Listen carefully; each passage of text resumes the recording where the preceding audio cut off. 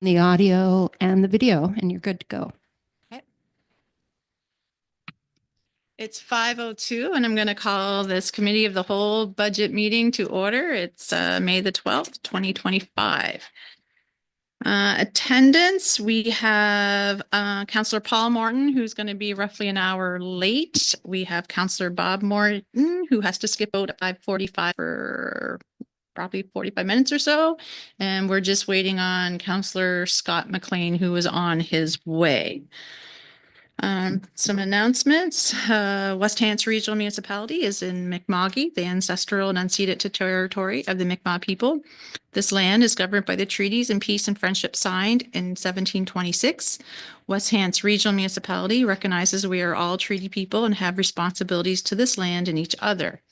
West Hants Regional Municipality also recognizes African Nova Scotians are a distinct people whose history, legacies, and contributions have enriched that part of Mi'kma'ki known as Nova Scotia for over 400 years. And council committee, just a friendly reminder, as I'm chair, I'm committed to ensuring this meeting and its participants conduct themselves in a respectful and professional manner as outlined in the municipality's municipal code of conduct. Meeting presenters, staff, and public are expected to conduct themselves in an equally respectful manner at all times the meeting is being conducted. I thank you all in advance for your commitment to these important meeting principles. Does anyone else have any announcements? Seeing none, we'll move right along. Approval of the agenda, as it is a special committee of the whole for budget meeting. There will be no additions. I'm just going to take a nod for staff to make sure everyone's good with what's on the agenda.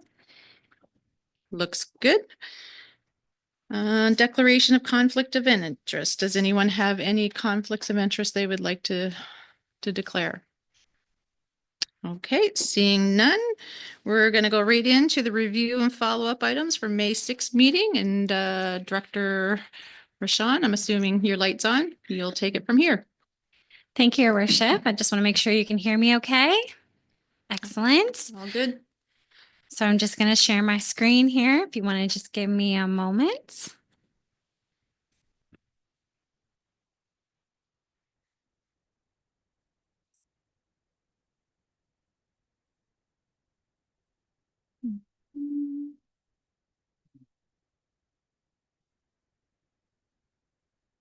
All right. So today is May 12th. We're following up from our previous session on May the 6th. There was a number of questions / direction given at the last meeting, which we'll review before we get into the department's budgets. The first was a question on legal and consulting fees from 24-25.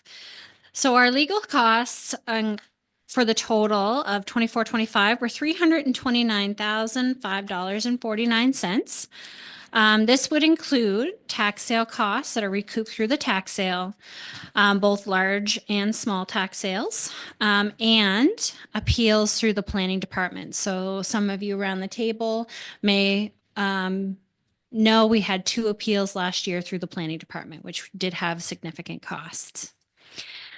In the consulting costs, so this would be both operational and capital. So this would include project management and design consulting.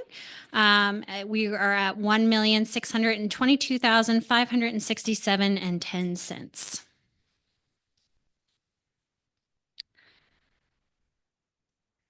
The next question that came forward was justification / details regarding each of the 4 positions that was removed within the budget. So the first one that we're highlighting is the funding and procurement specialist. That is a working title. This one was prorated. It is a the primary reason for this position is to research and prepare funding applications for all departments.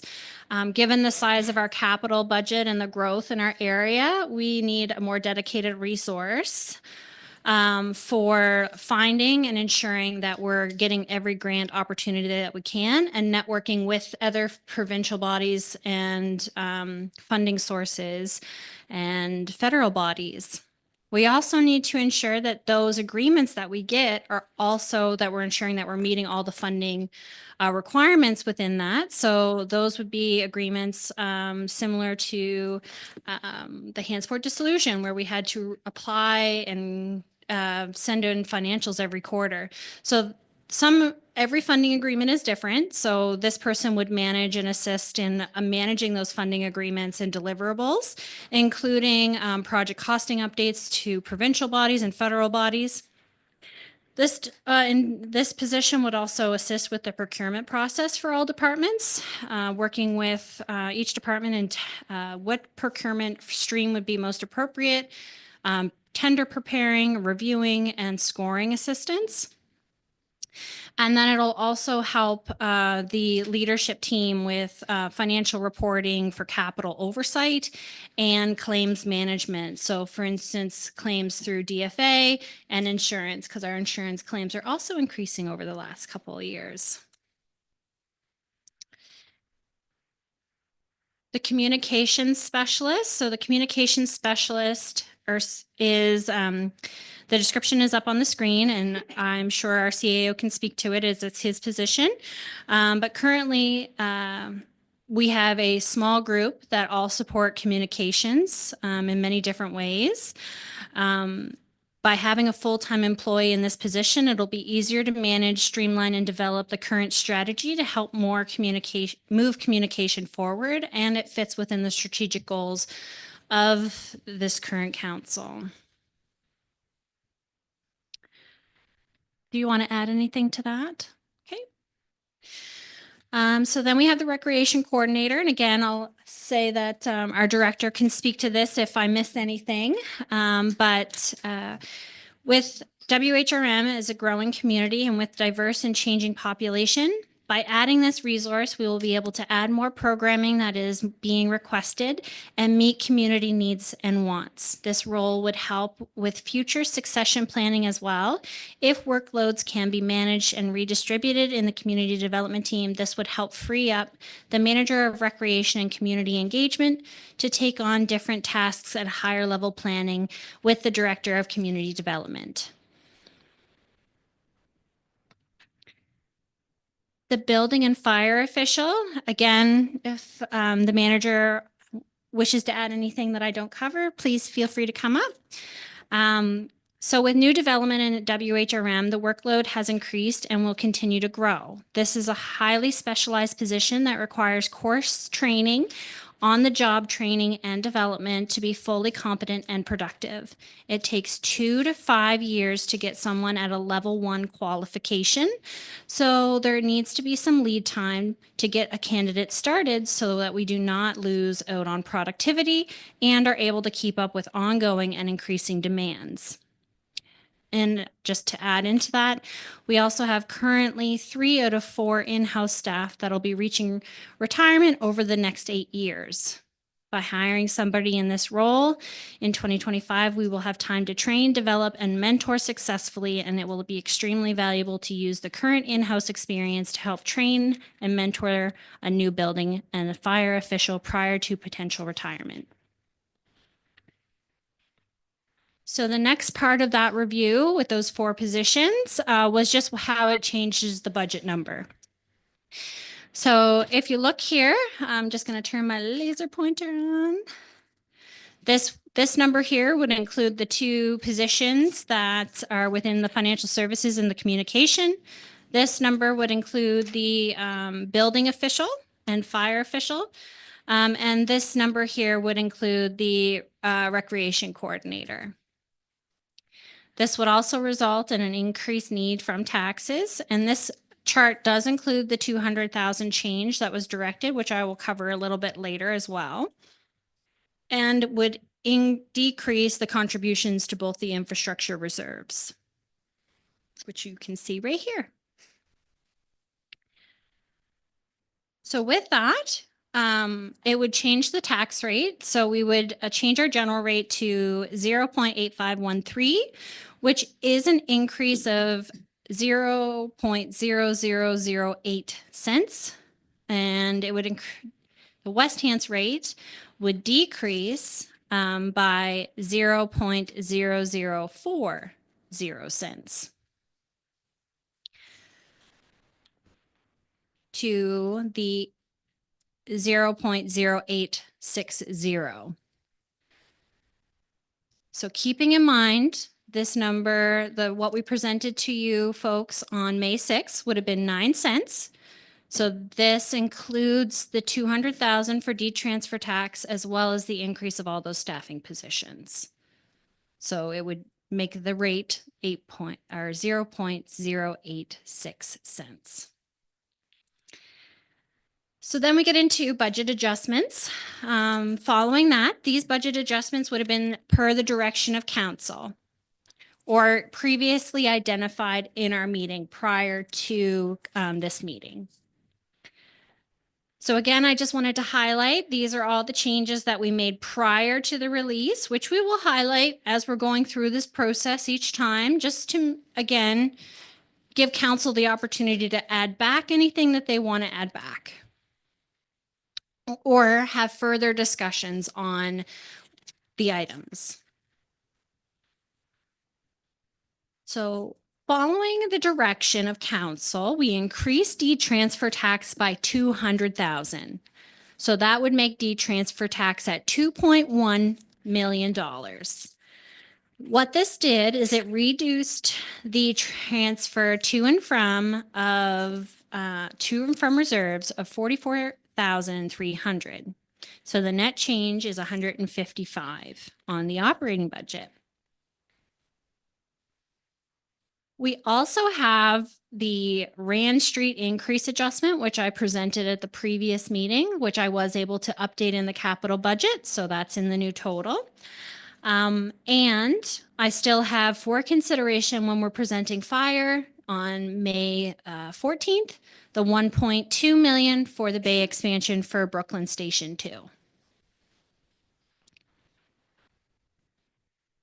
The reserve budget updates. So this is where you'll see the most change. So we have a Windsor infrastructure additions.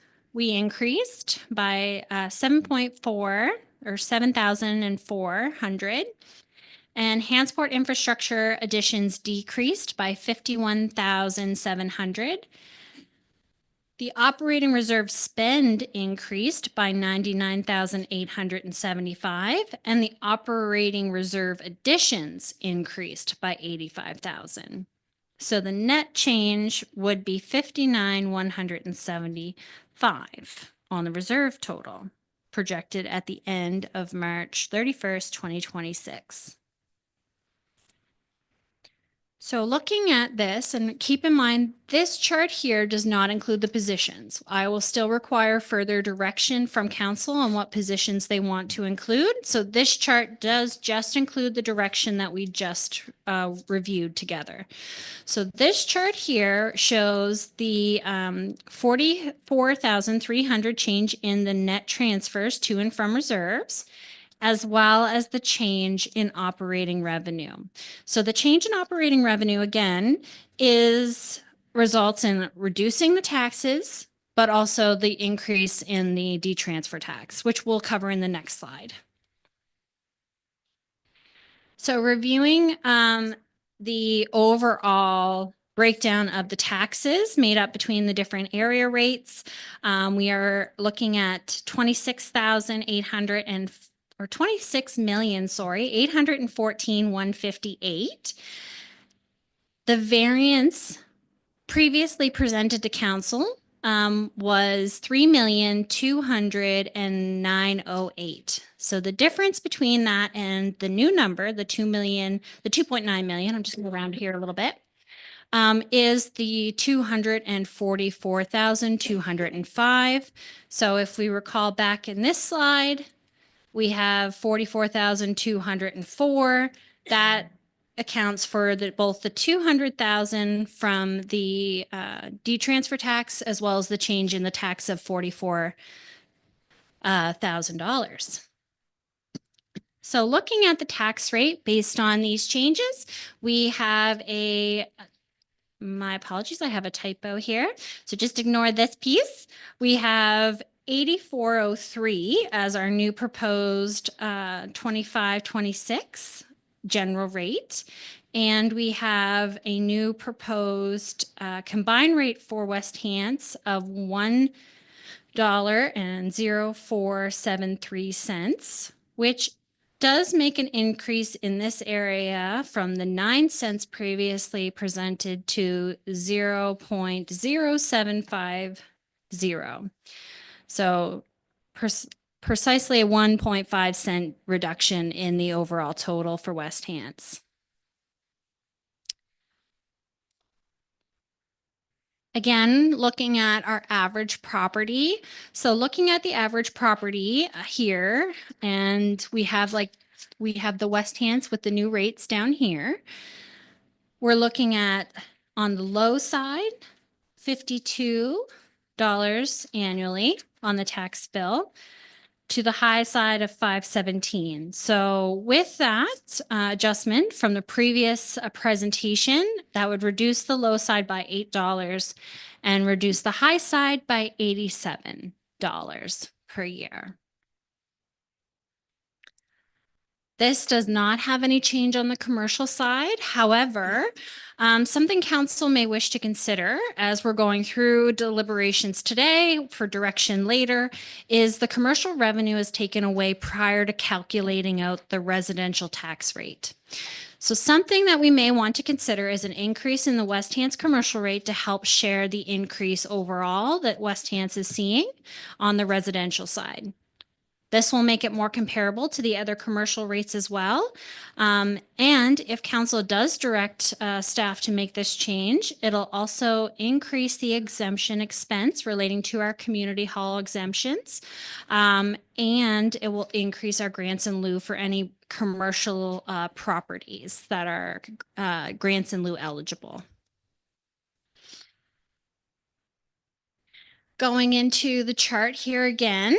So I just updated to reflect the new rate. So based on the difference, so we have the pre-consolidation rate at the 1.0323. So again, that's what the tax rate would have been in 2019-20 of West Hants. And the proposed rate as of tonight at 1.0473, which is the 0.1 or 1.5 cents higher than the pre-consolidation rate.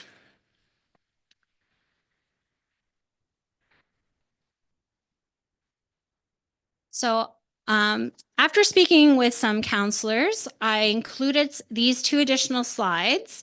These slides are hopefully to help understand how kind of moving things from one category to another, area rated, general rated, has an impact. So this is currently what it looks like with no adjustments. So we have our net residential assessment and we have our expenses after our commercial rates have been taken off. That is then divided by our net residential assessment and then times by 100 to get our rates. So that's very technical. I understand. So this is what you'll see. Here's your general rate, which is made up of part of all of these rates. And here is your areas. So if we go into the next slide, and I'm going to change my screen up here just a little bit. So I apologize here. I'm just going to move into the presentation.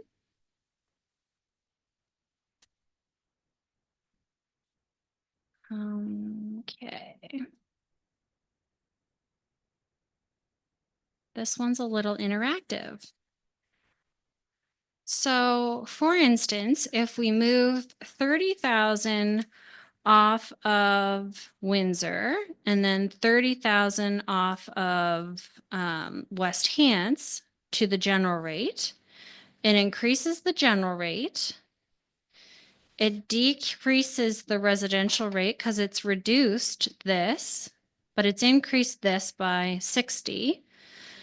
So what you're seeing here based on what a penny's worth. So if we think back to what a penny's worth in Windsor, about 30,000, you're decreasing your area rate by a penny in Windsor, but you're only decreasing your area rate in West Hants by about a third of a penny, right, give or take. Not a third, sorry, a fifth of a penny. So with that, you're increasing this.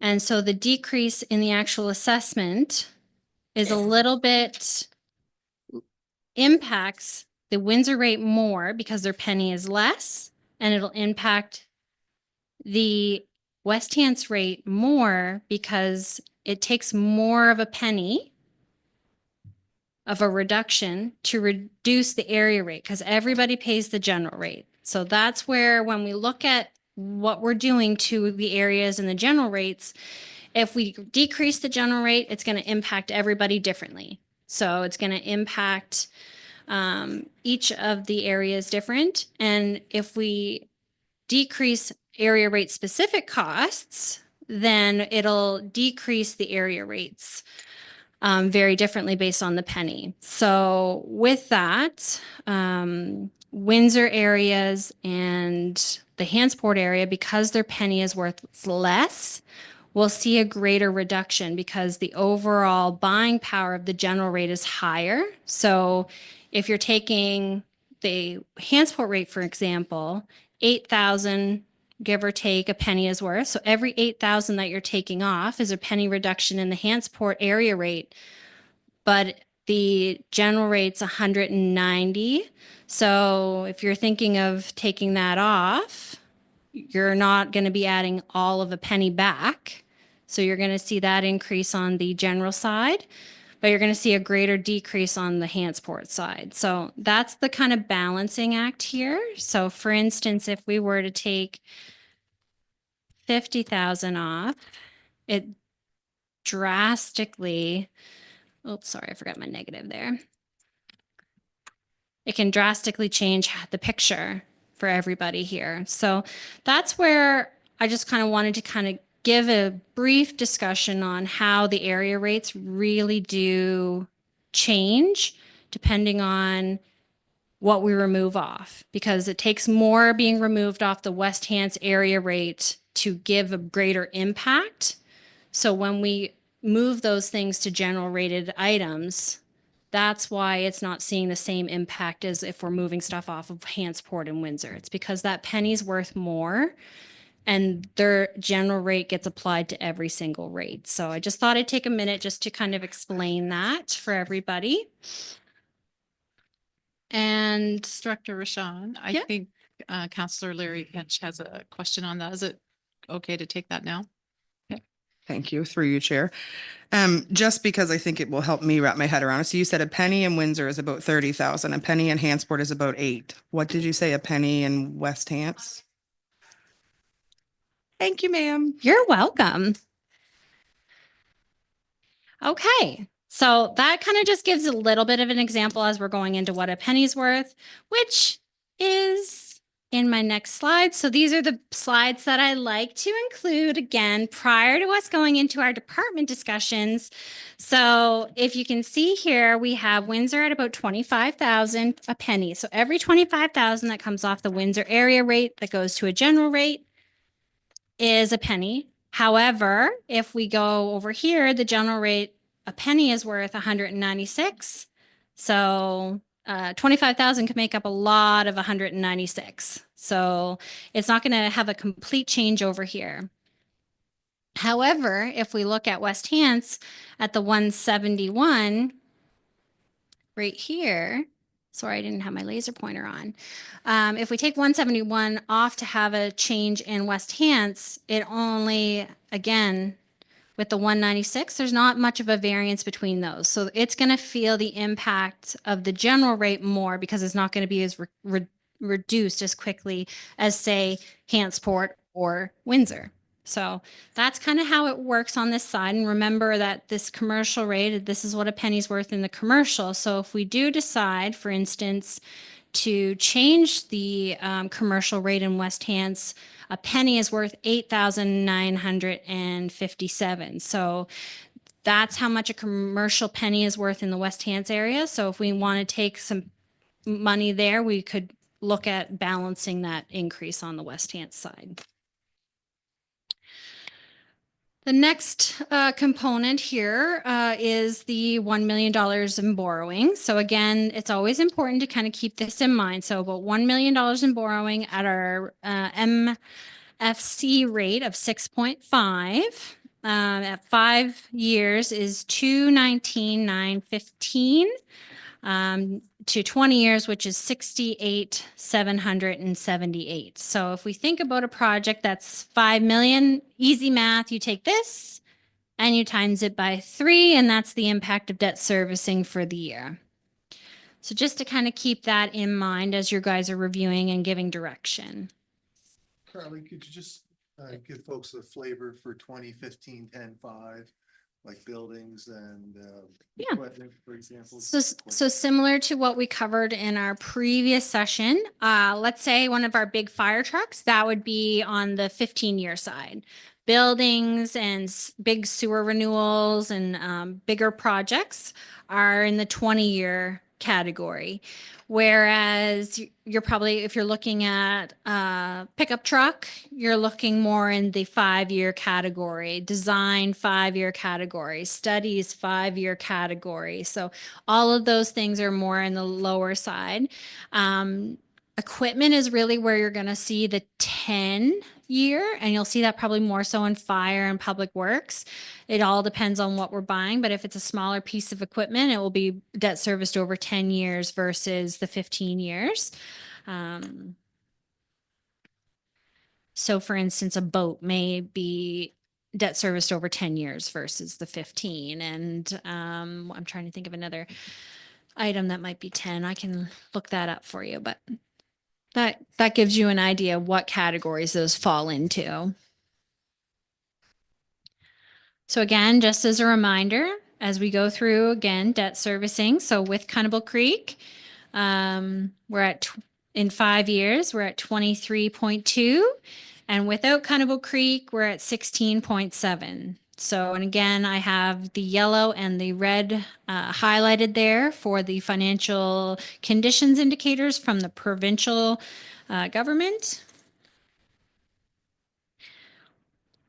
And we have, without water, 15.3 million in outstanding debt as of March 31st, 2024. Is there any questions on that before we start to get into department budgets? Thank you, Carly. That was a great refresher from what we've done. So I think there's a lot of information, good information there. So is there any questions from council? Seeing no lights, All we will right, continue. perfect. So keeping on with our progress, we're going to get into general government services. So under general government services, we are going to review Department of Administration and Governance, Emergency Management Office, as well as the Financial Services Office. And as we're going through the various departments, there's some standard costs. These costs have just increased as a part of doing business. They're not in our control, but I want, not unlike the mandatory contributions that we have to make to the provincial government, these are still what I would consider fixed cost, as they're building related in the sense of water, sewer, electrical, insurance, power, all of those things we're seeing increases across the board. So you're probably going to hear me say it a lot. So I just wanted to say it up front to say, you know, you're going to be seeing these consistent costs being increased. So going into our administration and governance, so this would cover legislative, administration, as well as our area rates, which would include the former CAO pensions for Windsor and West Hants.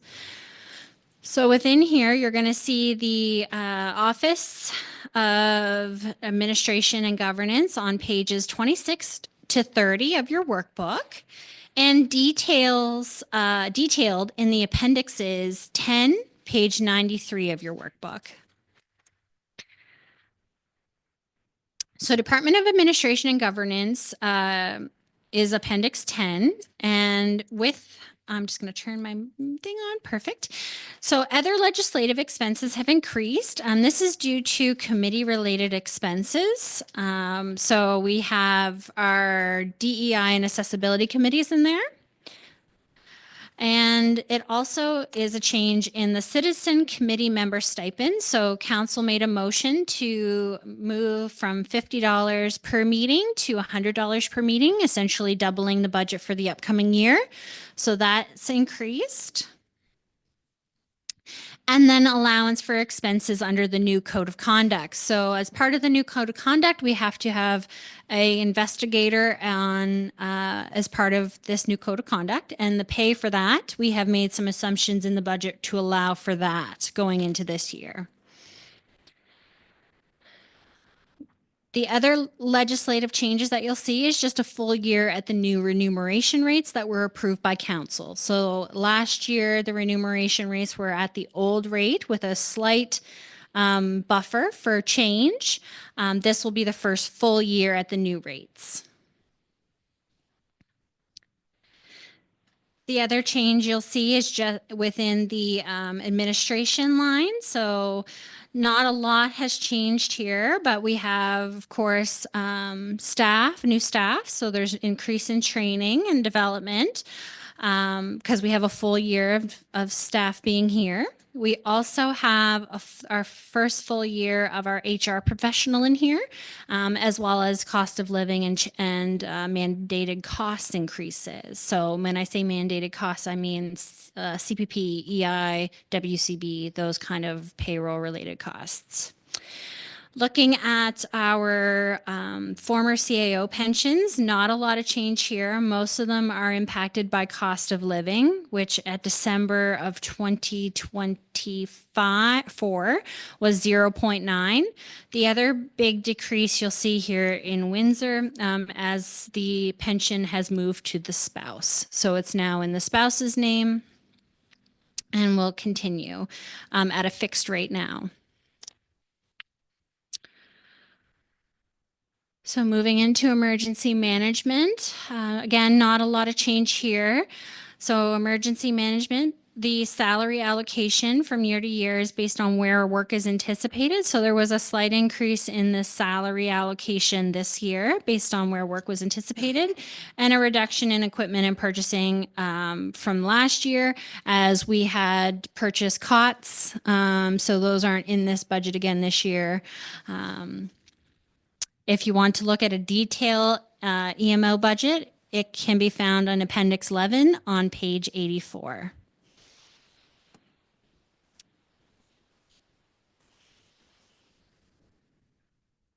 Oh, 94. Sorry. Oh, it is 94. Yep. Or 95. 95. Yeah. Okay. So then getting into financial services. So under financial services, again, we had some prorated cost in this year, or in the previous year. So this would represent a full year, as well as increase in cost of living and changes to the benefits, as well as a restructuring of the IT during 24-25. So a position from IT was moved into the financial services department. So you'll see a corresponding decrease in the IT side.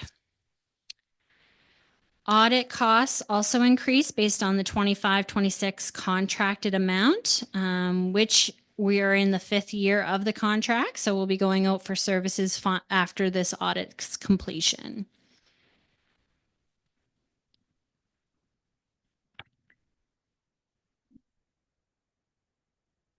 Under taxation, so taxation is seeing an 8.1% increase.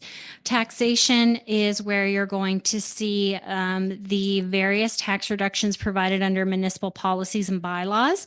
So this is updated based on the previous year's property tax assistance actual numbers that we received based on applications, with a slight increase for expected additions this year. And then it also is reflective of the 2024-25 actuals for any other tax reductions relating to seasonal or daycares. And then the uncollected taxes, though rarely used, we are required in some circumstances to use it based on council's approval, and we're also required to budget for it based on FRAM, which is the financial reporting matrix.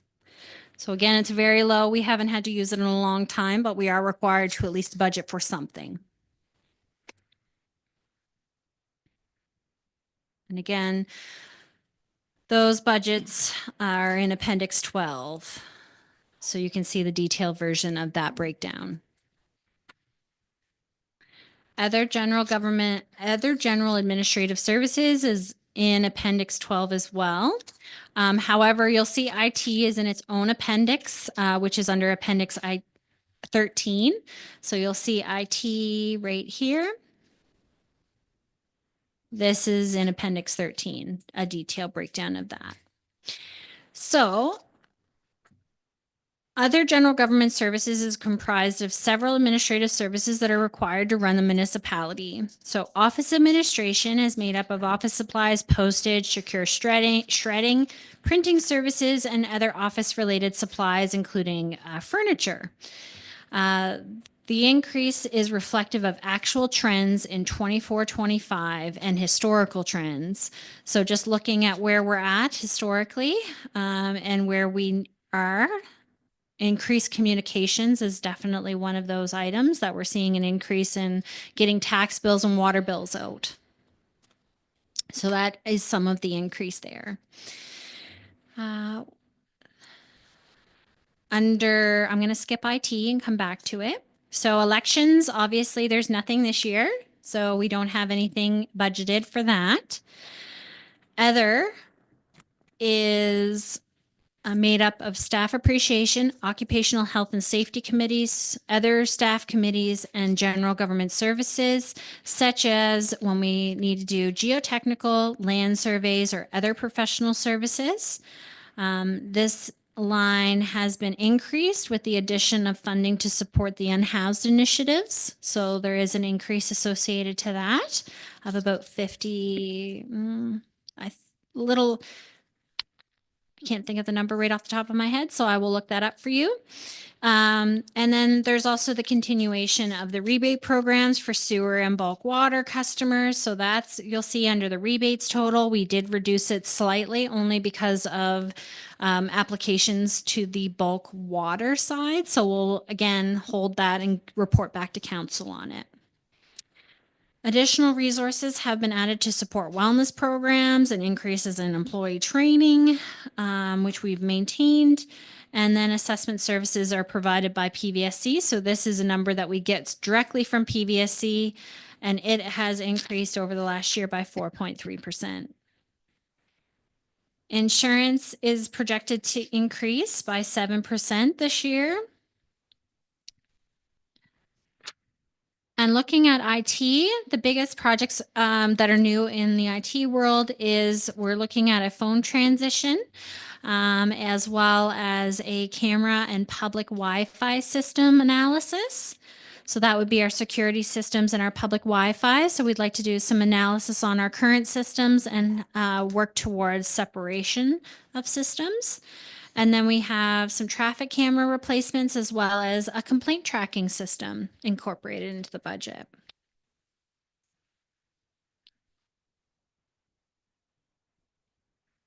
Are there any questions on that?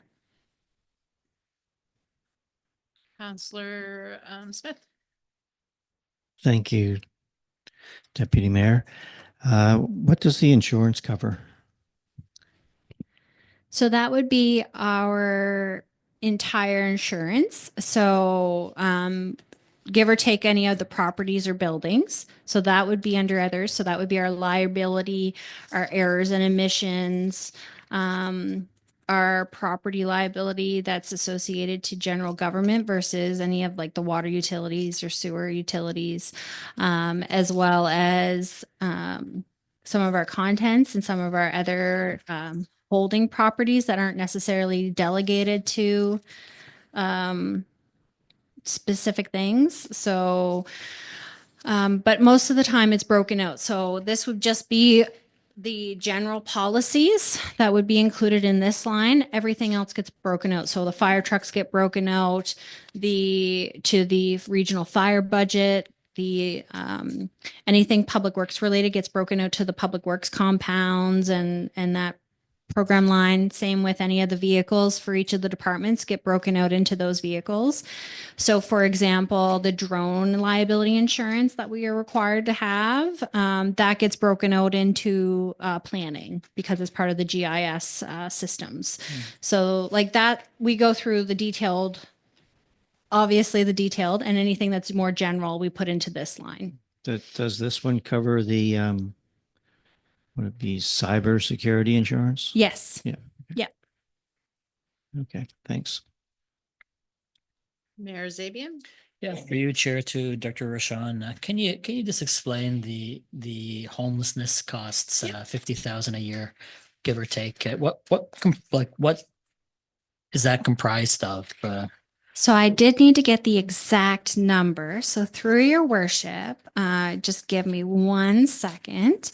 So in there, we included supplies of 10,000 and we included what we would call honorarium / payroll at 50,450 for a total cost of 60,450 in the upcoming budget.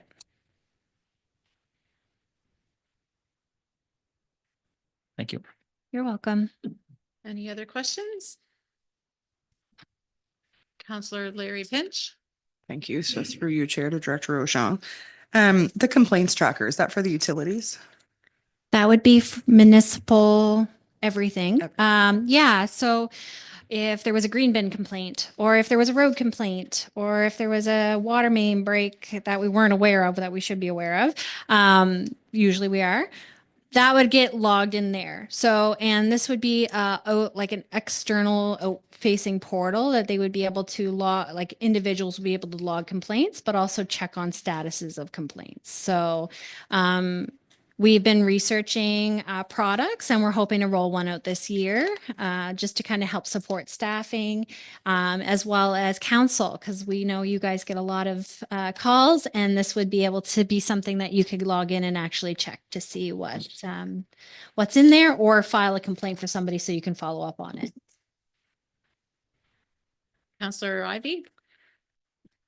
Yeah, thank you, Chair, through you, Director Rashawn. Carly, can I just ask you to slide to the slide that you were just walking us through? I've got to be missing something here. It was the one that had the other jet. That's it. Thank you. 1,488,000.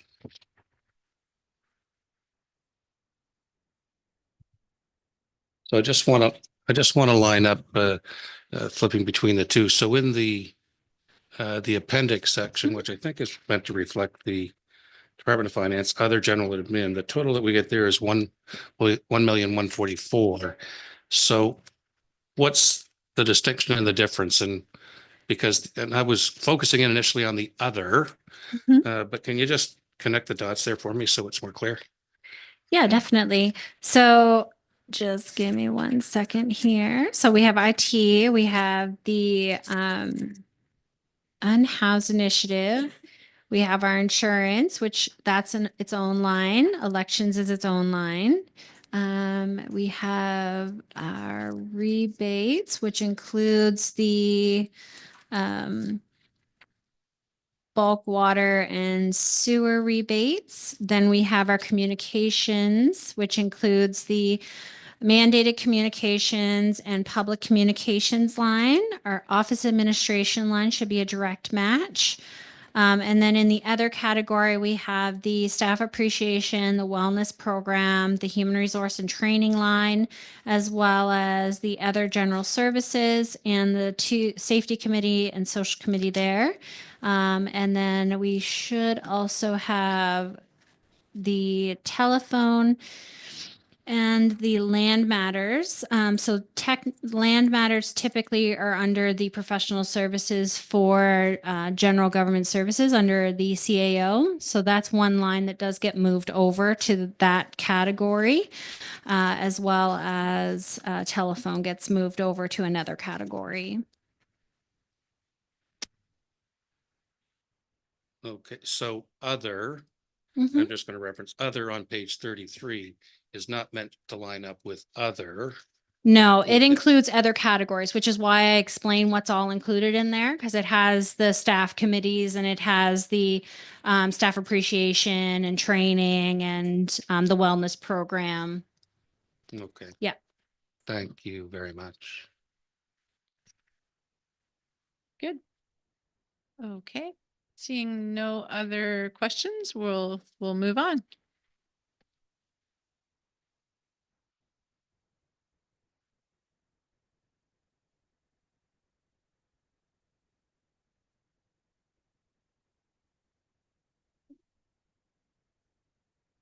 Planning and development. My mic's not on. Sorry about that. So we're moving into planning and development now, and planning and development includes, of course, planning, building inspection bylaw, and the climate action committee. So with the planning department, you can find the detail within Appendix 14 under page 98.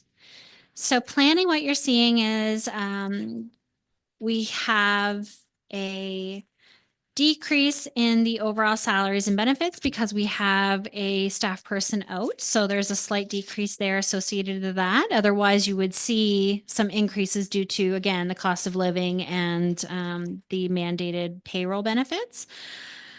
So then we see under there the mileage and expenses, which is a big increase. And the mileage expenses as well as the overtime budget has increased this year due to a large number of applications that the department is receiving on a monthly basis. The applications require staff to attend more PAC and HAC meetings, more council meetings, more site visits, as well as host more public information meetings, as well as the planning review project also includes a number of engagement events that will require staff to work outside of their regular hours. So again, we try and mitigate those, but that includes why there's such an increase in the mileage area. You'll also see that professional services budget has increased, and this is due to applications becoming more complex and requiring more legal review. Further, there has been increases in appeals, so this has also cost the municipality, as well as additional supports and consultations while our director of the director of planning and development is out on maternity leave. Is there any other questions associated with planning before I move into building inspection? Any questions, counselors?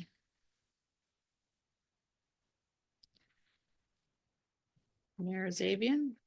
It's just it's quite striking. It's a doubling of fees for planning related matters on legal, etc. You say more complex files. Do you have any more details on that, or just I'm trying to think back of everything that we've had that is different than what we've had in the past? Yeah, I think some of it is volume.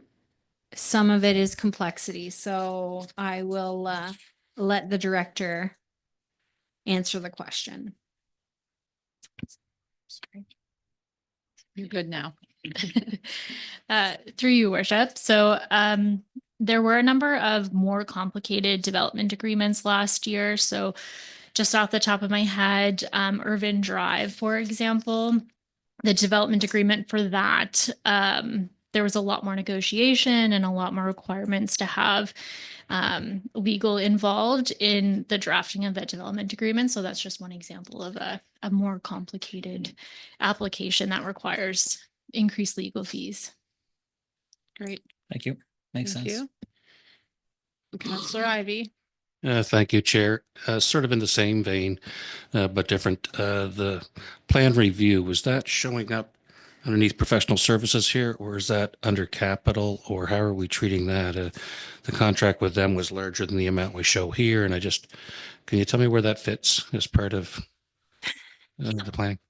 Yeah, so it does include a little bit of funding from in the operational as well as in the capital. So the actual plan is capitalized, but there's some more extra additional engagement sessions that we're doing that are more operational than they are capital. So those will show up within here, and you'll see that in the actual detailed budget aligned specifically for the MPS and LUB review. Okay, thank you very much. Any other questions? Seeing none, Carly, I just have one for you, and Carrie, maybe you have the answer. For an appeal, I assume it would depend on the complexity for the cost, but what would be an average cost for a planning appeal? Ballpark, not holding you anything to a number, but Yes, through your worship. I believe we sort of looked at the averages of the more recent appeals, and it's anywhere from the range of 15,000 all the way up to 30 for those complexity of appeals. okay, great. Thank you. Seeing nothing else, Director Rashan, we can move on from there. Okay. So going into building inspection. So under building inspection, we're seeing, of course, increases in mandated costs and costs of living under salary. But we're also seeing increases in staff development this year. And this is to maintain the required amount of training, but it also is to stay on top of regulation changes. And if we're all in the know around the room, lots of regulation changes are coming down the pipes with accessibility as well as many other changes. And I know that each change requires new handbooks. So that also increases the supply costs that we need to have, because we need to have those code books on hand with us when we're out doing inspections. Other than that, if there's any questions, I'd be happy to answer or have our manager come up. Seeing no lights, I think we're good to carry on. Perfect. All right, going into bylaw again, just changes in cost of living and mandated benefits is what you're seeing there in the salary and benefits line. You're seeing a decrease in the mileage and fleet because we do have the new vehicle there. So that's why you're seeing a decrease, as well as there is an increase due to some safety equipment that's needed under administration. So that's what's resulting in the increases there. Any questions within bylaw? Seeing none, we can continue. So then we're at Climate Action Committee. So again, we're seeing changes within the cost of living as well as mandated costs. We're seeing staff development in there. And we have mileage and expenses have increased as well this year due to increased number of site visits and attendance at evening meetings and training. So again, that's a big one there. And then we have the continuation of the home flood protection program, which has been carried over into the new year, which the first round has been underway and funded through transfers from the operating reserve as well as the carryover reserve. So that will be something that council will need to determine if they want to do a second round, because there's no additional funding in this year for a second round of that program. Any questions on that, councillors? Councillor Ivey. Yes, thank you, Chair. Through you to Director Rashan. So just in the flood protection item, because we'd gone through that first year last year, but it wasn't a full year.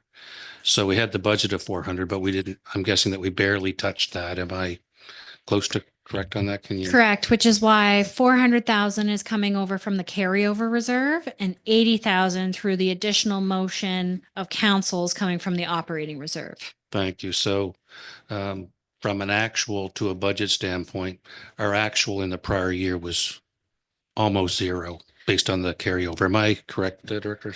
Yes, yeah, Okay.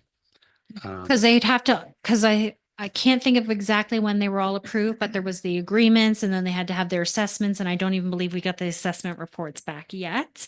However, I'm looking at the director as well as our CAO just to confirm that. So we carried over the whole amount because we knew that we would be receiving the assessment costs first, and then we would have to go through the next stage of the program where they actually did the work and submitted receipts back. Thank you very much. So just in closing, the 480 is the first round, and Exactly. we're still in abeyance, I guess, on whether there's a second or. Thanks. Thank you very much. Mayor Zabian? Yeah, through you, Chair, just for clarity again, just so everybody understands it 100%. The only impact would be the 80 grand that's budgeted for this year. The other 400 just came from the carryover reserve that was in last year's. So the 80,000 is a transfer from the West Hants operating reserve, the West Hants regional operating reserve, as per the motion of council. That was to cover the few additional applications that weren't covered in the initial funding. And that is coming from the operating reserve. That's the opposite. So it's a transfer in. So they're both transfers then. They're both They're- transfers in, yeah. Okay. Great. Any other questions? Seeing none, we can continue. All right.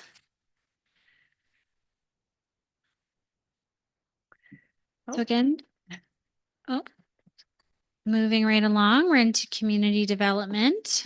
So we are definitely ahead of schedule. So I'll move into probably public works and we'll pick a time when we are good to stop for our break, if that's okay with your worship.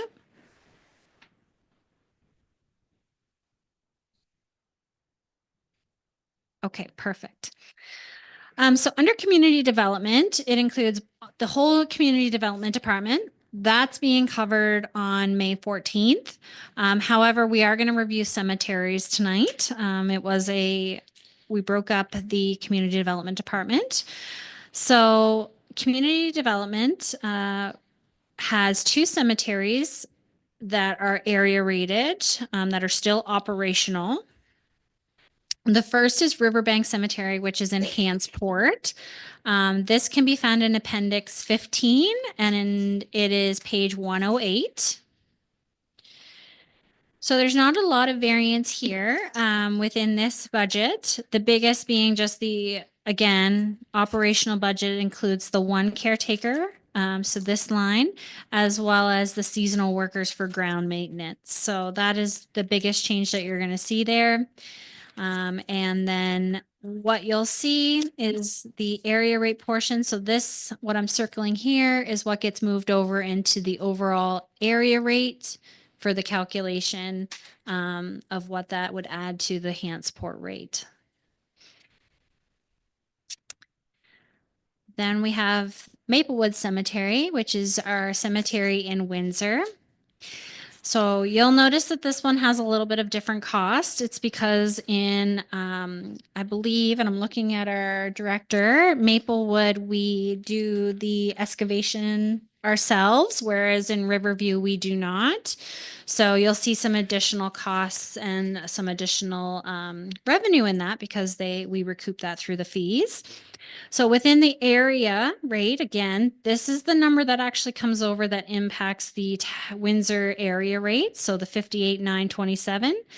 And this operational budget includes, again, a portion of the caretaker, which looks after both the Riverbank and the Maplewood cemeteries. And it also includes 2 summer staff to assist with grounds maintenance at this location. So you'll see that. And just as a reminder, in our heads up from our previous day, we have minimum wage also changing twice this year. So that's something that will be impacting a lot of our incoming seasonal and part-time staff. So operational expenses are increasing slightly. And again, that's just due to where costs are falling within that area. I'm just going to open it up here just to, so I can reference it specifically, but it is relating to grounds maintenance within that cemetery. So just keeping up with grounds maintenance. There's a lot of, if I'm looking at the leveling of headstones, that would be included in that grounds maintenance. Is there any questions on cemeteries? Any questions, councils? Seeing none, so we are at the, Sorry. oh, sorry. If I can just squeeze one in. Sure, Councillor Ivey. Thank you, Chair, through to Director Roshan. Mostly on the salaries and the like, Director Roshan, we're seeing numbers that are larger than the cost of living. Remember, they were talking about primarily the 3+1. So this one's coming in at less than, a third less, 2/3 of what I would think would be the minimum cost of living that we'd see rolling through in a salary. Is there specific reason for that? Are we noting this as a full-time salary, but it's not a full-time position allocation throughout the year? It's somebody that does work elsewhere. Is there some reason that is as? So you'll see that in the Maplewood area, there is more of an increase in the hourly part-time staff again. And the salary is based on one individual, and it is shared between the Riverbank and the Maplewood. So again, that percentage is split between the two. So with Riverbank, I believe it was in the 5% range. So somehow you're doing a timing allocation there, and that's what's getting us the variance on the percentage increases. Is that correct?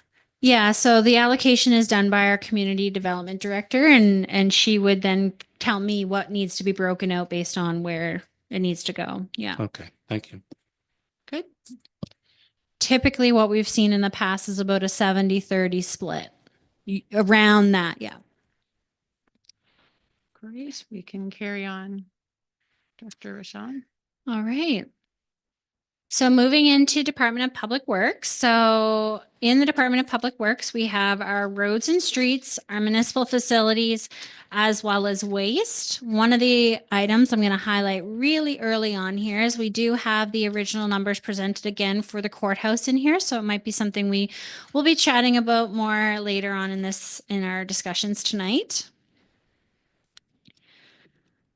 So looking at roads, our roads budget overall has increased by 20.4%. Provincial road costs through the Department of Transportation are a general rated item, and they're budgeted to have an increase. So you can see their rate here, 1.8%.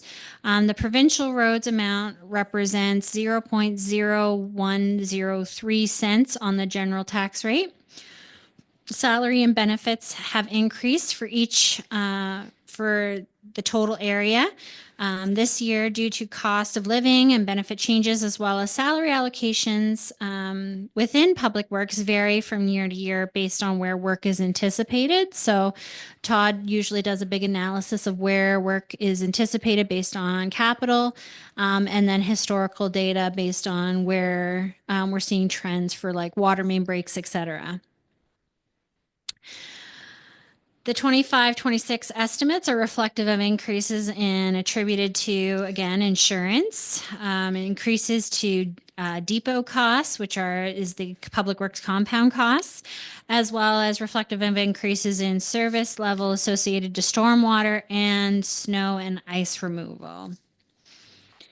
Roads maintenance is a general rated service and recognizes ongoing costs of maintaining streets, streetlights, sidewalks, street snow clearing, and every year with the increased development and new subdivisions being built, it adds streets and water and sewer infrastructure, stormwater ponds, pipes, catch basins, along with associated equipment. These all add yearly operational costs and to maintain the system, along with additional labor and management. So some of this is reflective of the ongoing development within our area. This would also encompass, this budget would also encompass any stormwater. So this wouldn't be our sanitary. This would just be stormwater, roads and streets. I see Director Richard's joined up too. So maybe what I'll do is I'll pause at the end of each of the sub departments, just in case there's questions before we move on to slides. So is there any questions on roads and streets? And again, that would be in Appendix 16, page 110. Counselor Larry Pinch. Thank you. Through you, Chair, to Director Richard. The salaries and benefits increase, like it's 30.2%.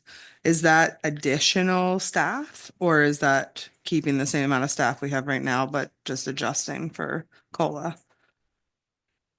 Sure, through you, Chair. So it's a combination of all those things, plus, merit increases, increase in salary, increase in, like Carly said, we have additional roads, we have additional service requests, we have additional, requests from council as far as service levels.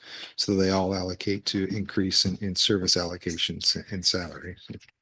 So just to add to that answer, for example, if we anticipate we're going to be spending more time on stormwater in the upcoming year, there might be a greater allocation of time. So it's not necessarily new people, but it'd be more allocations being allocated to this. Yes, hours. Yeah. It's not on an hourly. We don't track every single hour that way in this allocation. It's more like, okay, we anticipate that we're going to have 20% of this individual allocated to stormwater and roads this year. Okay, any other questions? Mayor Zabian? Yeah, through you, Chair, to Director Rashawn or Director Richard, just so I'm clear on in Appendix 16, the Public Works cost distribution, that's what you're describing there? The Public Works Okay. cost distribution is a shared cost across all departments. You're going to see that it's up. It includes the compound costs, insurance costs, and all of those things that get allocated to each of the departments. So yes, and that would include both the depot in Hantsport as well as the depot in Windsor.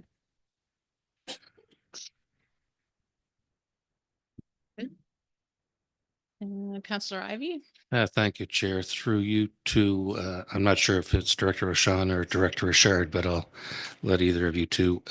Going back to the salary benefits and the overtime, and I can't help but wondering, based on the explanation we got, is it more an allocation? Based on what we were told, it sounds like it's more an overtime accounting for there more than just salary and benefits.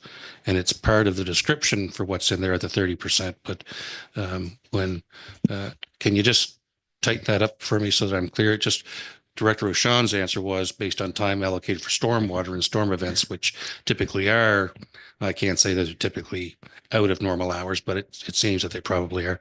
Is that what we have there driving that 30%? Doesn't necessarily mean overtime when I say that. It could just be, for example, we have more during the day that we're doing, just working on capital projects for stormwater. Like this is where the staffing cost of those things would be. So that was just my example of one of those projects that you would have to consider. But Director Richard can add more detail on his process.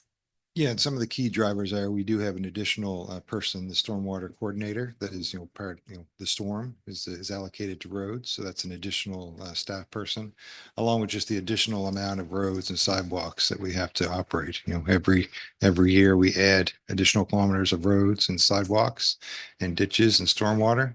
And based on my allocation of what the expectation is for staff, that's management, that's hourly wages, that's managers, supervisors, all those allocated, in there. So along with the cost of living increases built in there also.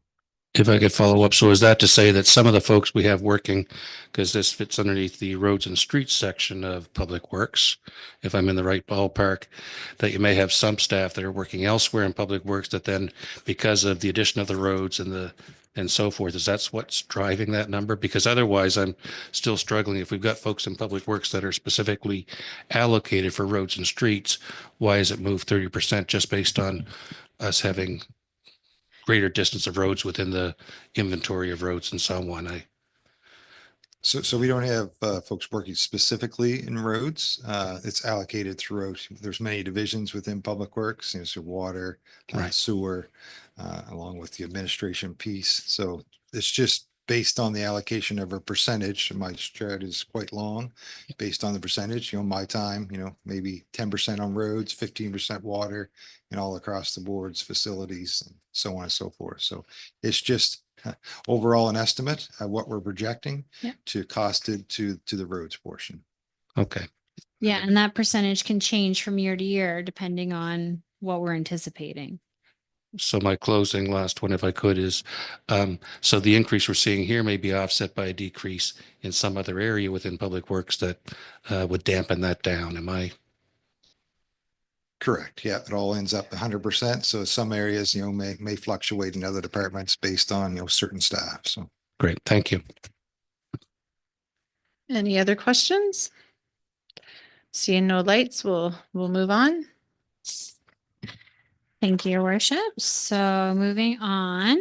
Why aren't you moving? There we go. Did I move too far? Nope. Okay, perfect.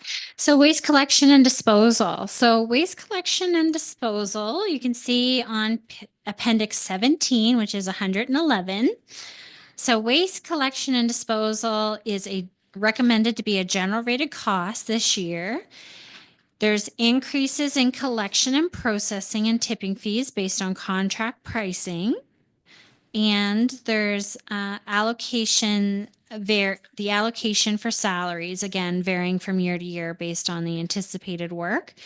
So one of the things I would like to highlight is the extender producer responsibility, or EPR.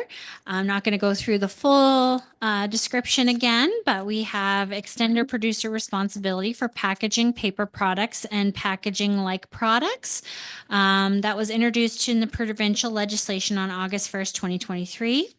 It is a regulatory framework designed to shift the responsibility of managing recycling waste from municipalities to producers. This initiative aims to improve recycling rates and reduce environmental impacts by making producers accountable for the entire life cycle of their products. So West Hants Council made the motion for the opt-in model. So that is what you'll see within this upcoming budget.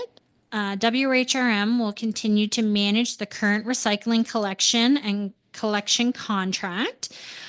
Circular Materials will provide payment to West Hants Regional Municipality based on a cost per stop for recycling collection. And West Hants Regional Municipality will continue to manage programs and education with support from Circular Materials. And Circular Materials will provide one payment annually to WHRM for programs and education. So with that was a lot, but I just wanted to kind of remind folks that this is coming this year. It's effective December of 2025.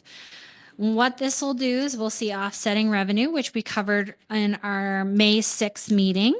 When we talked about the additional 100,000 that I accounted for the 1/4 of the contract that we'll see back. You'll also see when we get to waste diversion, the program and education funding prorated that we're anticipating to receive this year.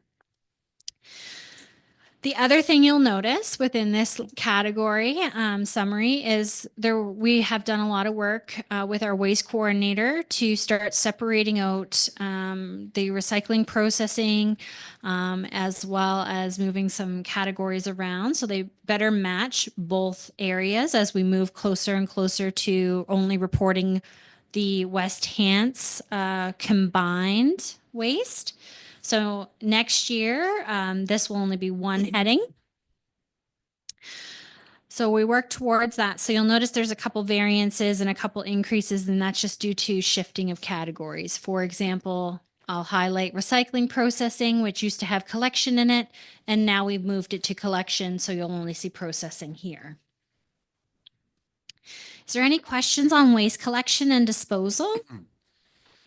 Councillor McLean? Thank you, Chair, through you to Director Sean. The landfill tip and fees under the West Hants community up 20,000. Just curious why that is. That slide there. Yep. So the West Hands fees are up. And again, this we have, if you look within the appendix, you'll see that our 3-year average is a little higher. So there's a slight adjustment for that, but there's also, we have a certain number of, we get a certain number of tipping fees, and those tipping fees are split between the West Hands area and the Windsor area. And so they're tracking where the waste is coming from and what's going across the scales. And I believe there's a greater allocation to West Hants this year based on what went across the scales last year for Windsor versus West Hants. Okay, thanks. So basically, like myself, I take waste to the landfill. They track that, right? Is that correct? Okay. All right, thanks. Counselor Remy? Through you, Chair. I just have a general question, actually, and maybe picking on Public Works, but I did notice it in another budget as well. But the mileage I notice has increased significantly. Like under the roads and streets is up like 184%. And then anyway, it's increased a lot for between last year's budget and this year. Is there a reason that people traveling more? Some of it would be based on past actuals. We have a lot of staff that utilize their own vehicles. Okay. So they're charging mileage like most of managers, some supervisors, just due to limited supply of municipal fleet, they've had to use their own vehicles and charge mileage. So, for instance, our manager of treatment, we have 6 treatment facilities. So he travels his own personal vehicle across West Hants for between the wastewater treatment plants and the water treatment plants. So there is that too. And so based on actuals, we had to increase that amount estimated for this year's budget. Okay, super. Thank you so much. The other item, Counselor Remy, I'll just add the CET position wasn't included in last year's budget, though it was made a motion to include it after the budget was approved. That person uses their individual vehicle as well, and they do a lot of auditing and mapping and GIS confirmations as well as inspections. So they're all over the place as well. So that's probably why you see some of the increase within the roads and streets line, because they fall into that category. Counselor Larry Pinch? Thank you. Through you, Chair, to Director Rochon. So just to clarify, this includes like the 6-month reduction with the EPR program. No. Okay. Thank you. So the EPR, we're still covering all the costs as part of the contract. We're just getting a revenue back. Yes. And so it starts December. So we have a 3-month allocation in the revenue side that we discussed on May 6th. And I added about 100,000 in there for 3 months. Okay. That amount, of course, will be determined once we have the contract in place. Any other questions? Seeing none, we'll carry on.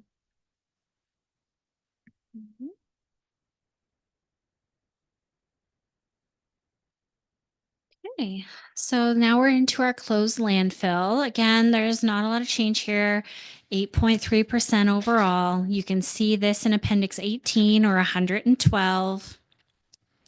The landfill doesn't impact the tax rates, the salary.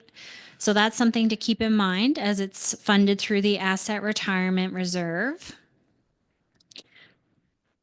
Salary allocations, again, is one of those things that vary from year to year based on the work that is anticipated. So that's resulting in the increase in 25-26, in addition to the cost of living and the mandated cost increases.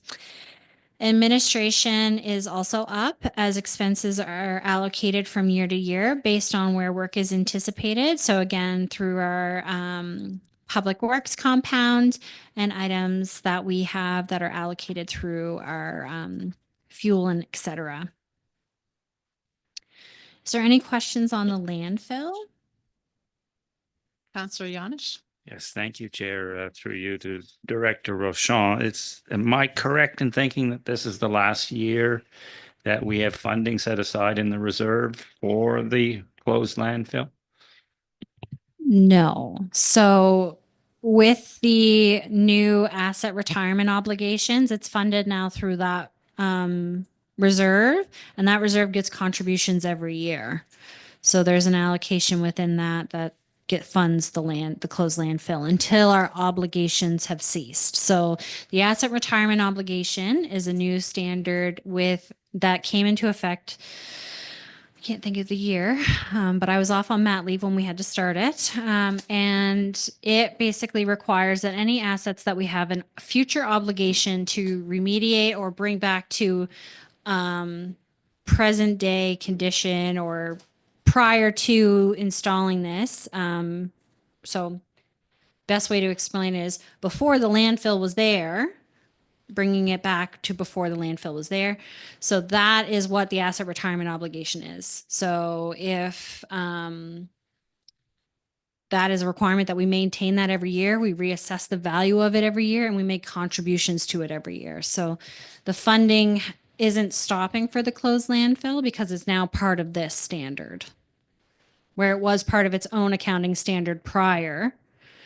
We Under had a prior 25-year commitment to close the thing down. exactly. It expired a year or so ago, and now Yep. we have a new obligation separate from because of the threat to the environment. Yeah. So that 25-year thing wound down. We fulfilled that obligation, and now we have a new one. Yeah. Of a different sort.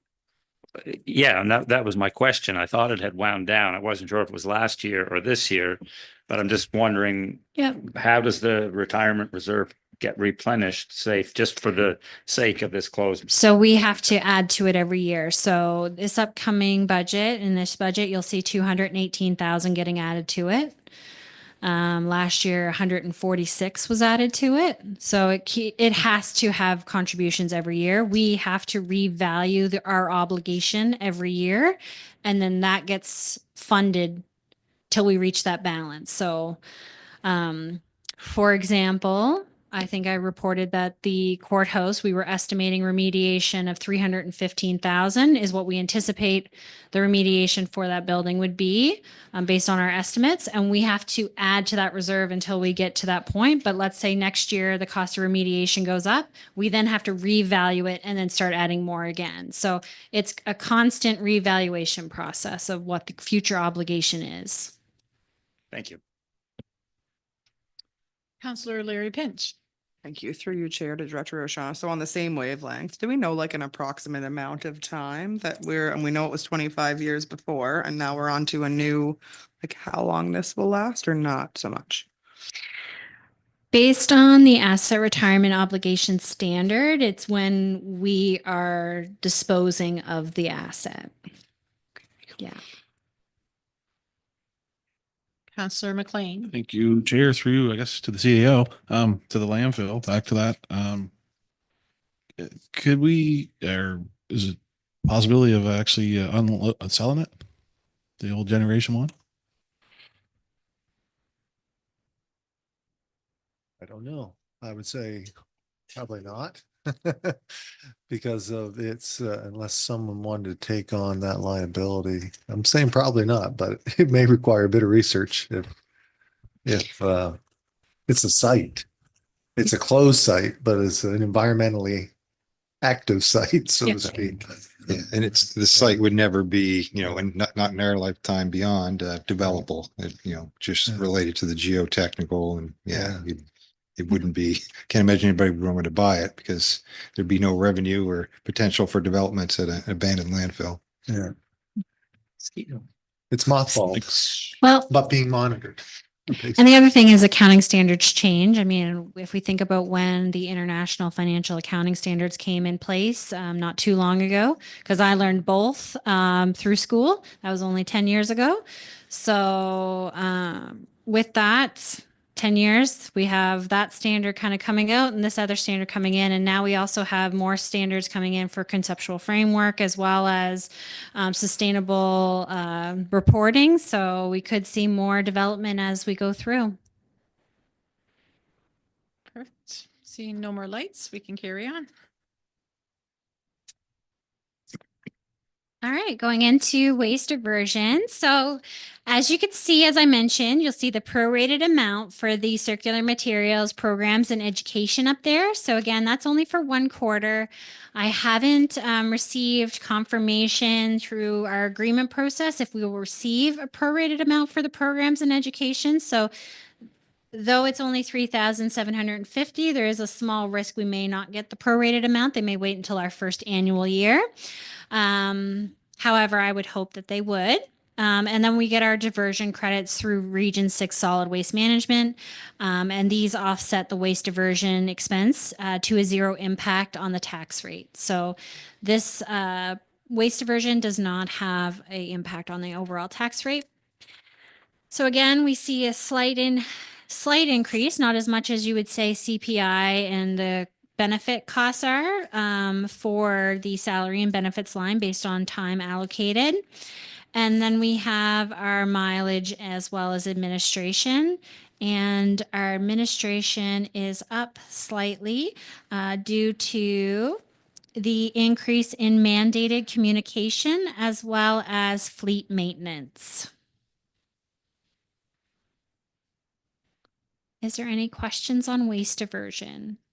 Any questions? Seeing none, we'll continue on. Okay. So now we're into municipal facilities. So municipal facilities both make revenue as well as expenses. So what you'll see within the revenue section is I've highlighted revenue that we make off of the 100 King Street location. Some of that revenue is directly related to the 100 King Street. Some of it is related to general rated revenue. So you'll see that that is the case for some of the leases, not so much the rentals. So under here, again, it's based on time allocated for the buildings with council's discussion on May 6th. These may change slightly depending on projects that may get delayed. So again, that would be something we'd have to look at as council makes direction. Under the King Street location, there's not a huge change. Most of it is associated to salaries and benefits. In 25-26 estimates, just again, they reflect these increases attributed to building maintenance and utility costs and cleaning costs. So you're seeing increases in all of those categories. Is there any questions relating to either of the municipal facilities? Any questions? Seeing no lights, we'll continue on. All right, so going into our next category, which is libraries. So we have two libraries, one in Windsor and one in Hantsport. So they get a small allocation of public works salaries for the building maintenance and operations of those buildings from a staff landlord point of view. And then we have our building operations, which is again being impacted by insurance, building maintenance, and utility costs. So you're seeing those increasing there. The other thing that I'll mention too is there is requests for security, cameras, etc. So some of that is incorporated into this as well as the IT budget. Any questions on libraries? Seeing no lights, we'll continue on. Okay. So the courthouse. So the courthouse, I'll again put a little asterisk on my discussion that this has not been adjusted since we have sent anything out. Knowing what we know now, we're still working towards what this is going to look like before the final day of budget deliberations. But there is some costs that are going to have to continue. We're still going to have a small staff allocation, but what that means is some of our staff allocation may get recategorized to other categories. So you'll see some of that. We'll also see that, heating and like some of the water, et cetera, insurance, those will all be things that have to be maintained as part of the ongoing piece. However, some of the other items will be decreased. So for instance, the building maintenance, there's a big chunk in there. That is definitely something that we won't be moving forward with as part of the discussions with the Department of Justice. So that'll come off. The courthouse is a net zero impact on the tax rate. So that is something we get funding back through the Department of Justice for. However, once they're vacate the building, we will not receive that revenue, but we will still have the ongoing costs. So we're also making allocate adjustments for that, which will also result in increased costs to the general tax rate.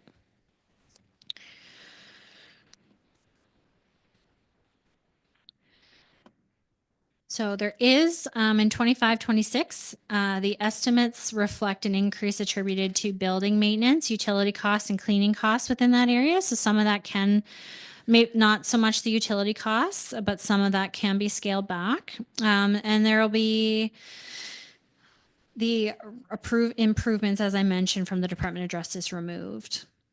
Is there any questions on the courthouse budget? Any questions, counselors? Seeing none, we'll move on. All right. So we're into Hansport. We're into West Hants Sewer. So West Hants Sewer, again, council approved to consolidate the two former sewer systems into one. This rate study was completed in 24-25 for a new rate starting that year. And so we will have new sewer rates until fiscal 26-27. So that we're in the second year of that. Salary and benefits have increased based on the salary allocations for this, along with increases this year due to cost of living and benefit changes. You'll also see sewer treatment and disposal is up due to increasing power costs and operational supplies. Administration is up due to the Kings County costs associated with the wastewater treatment enhanced border. The agreement has WHRM's portion for the treatment cost at 67.6% till 27-28, when it'll be updated based on the number of dwellings within the assessment roll for Hansport. And sewer is proposed to take on debt servicing of $152,275 associated to capital works. So that's the increase within the sewer debt servicing costs. Is there any other questions relating to the sewer? Any questions? Counselor Larry Pinch. Thank you, through you, Chair, to Director Rochon. So it runs a deficit, is what it appears consistently. Where do we get the additional funds? So if it ends up being a deficit, we set up an internal accounts receivable, basically, because the deficit gets covered through the general fund, which then we have to pay back. Yeah. Any other questions? Seeing none, we'll continue. All right. So that brings us to the end. We're working on the water utilities next, and we are about 15 minutes from our break time. So if we're good, we can take a break before we get into the water utilities. I think I see head shake, so I think we'll break now. So it's 25-7. So we'll come back around 5 after 7. If that works for everybody. Perfect.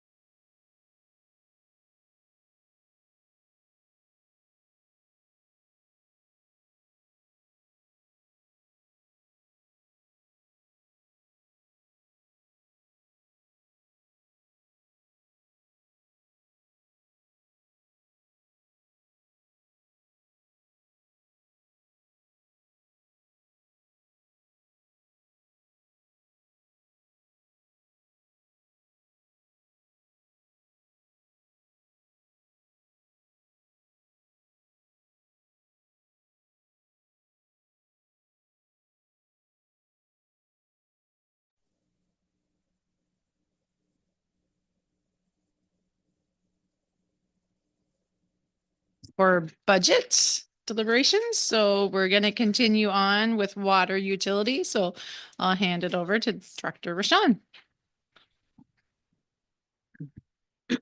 Perfect. Thank you so much. I'm just going to share my screen here.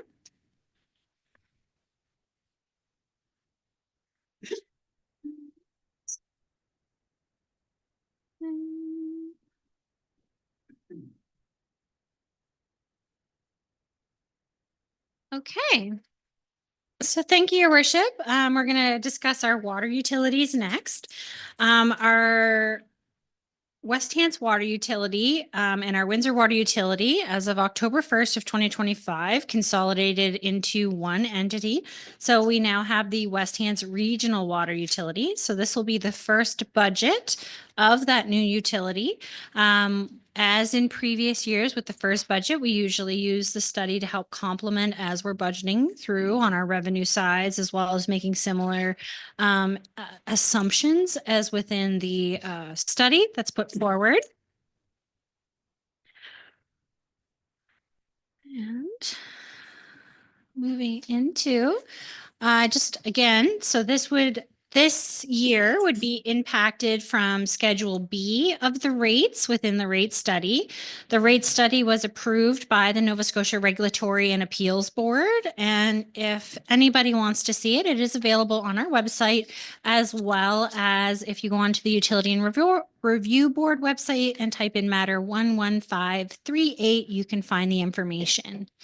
So Schedule B is this year's rates, which will be impacted on the first bill of this year, which happens in July, or will be going out in July. So the West Hants Water Utility, as you can see, is projecting about a 0.1% increase in revenues from the previous year.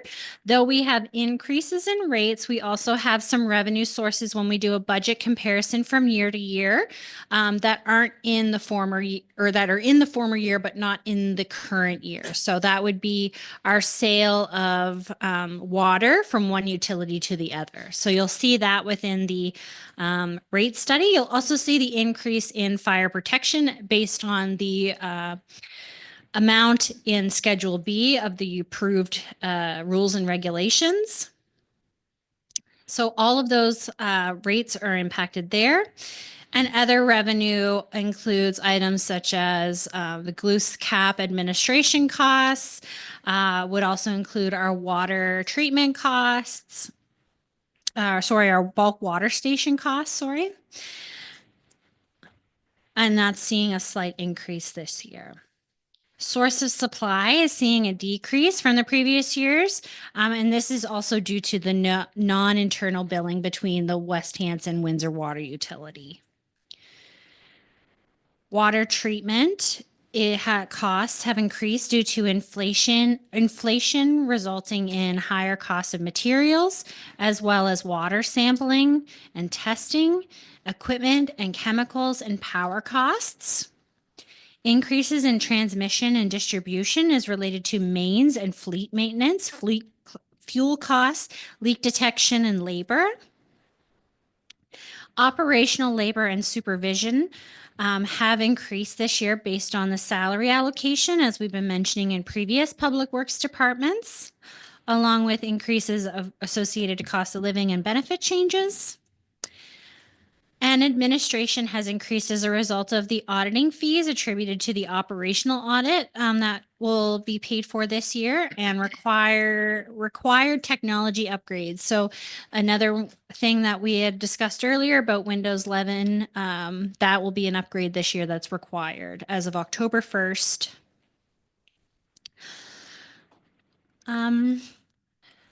Is there any questions associated to the water utility? I will get into some expenditures relating to the non-operating revenue and the non-operating expenditures a little later. So we have a question, Councillor Paul Morton. Yeah, through you. You brought up fleet maintenance. How many vehicles do we have in the water treatment operation?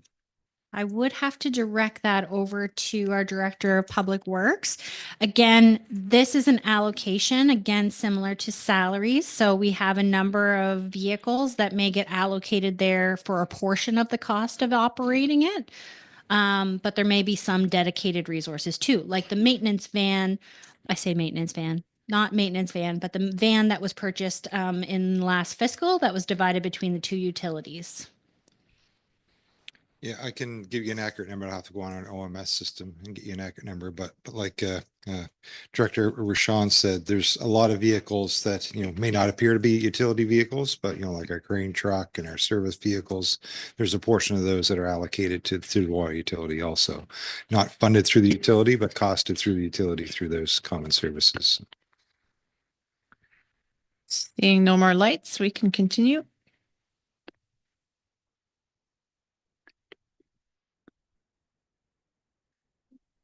Your light, Carl. Thank you. So moving right along, I highlighted the West Hants debt, water debt. So the outstanding as of March 31st, 2024, the utility has 1.1 million in outstanding debt. We have two debts that are scheduled to retire in 25-26, resulting in the addition of 146,580 in additional debt servicing costs for the final balloon payments. Those are what you would see in the non-operating expense category, which is driving some of the increase there. So those would be both of those debentures were borrowed in December of 2010. Sorry. One was for the former West Hants utility through Hansport, which was the Prince Street water main, and the other was for the water portion of Wentworth Phase 3 and Stannis and Gray. Debt represents 7.3% of the operating budget. Without the two balloon payments, it would be closer to 4.1%.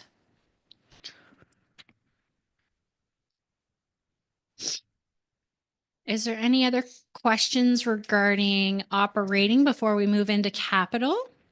Councillor John Smith. Thank you, Deputy Mayor. The new water tower that's being built, is that already being financed and is that part of that? No. No. So with the utility, we don't debt service until the project is done. However, as part of the new rules and regulations by the Nova Scotia Regulatory Board and Appeals Board, they have stated that any project that isn't complete, if it's in the rate study with debt servicing or depreciation associated to it, we're supposed to contribute that to a capital reserve and take it out once the project is complete. So there might be a contribution to those reserves because it was built into the rates. So that will be determined at the end of each year. However, that one is still under completion. You'll see that in the capital projects, as it is 50% funded through the municipal capacity grant. And so the debt servicing for that is only half of what that project is. Good. Thank you. Councillor Ivey. Yeah, thank you, Chair, through Director Rashawn. Director Rashawn, you'd referenced the non-operational expense associated with the balloon payment. But I'm not seeing that unless I was on the wrong page. Can you identify that to me? Yep, definitely. So in the non-operating expenses, which you can see the detailed budget in Appendix 22 on page 119, you'll see under the non-operating expenses, principal and long-term interest. So in the principal section, it increased by 167%, which incorporates 146,580 of debt service and costs associated to the balloon payment. Yes, so I apologize. So the page number that you referenced, 119, is sewage. Appendix 22. Yeah, turn the page 120 and 120. 120.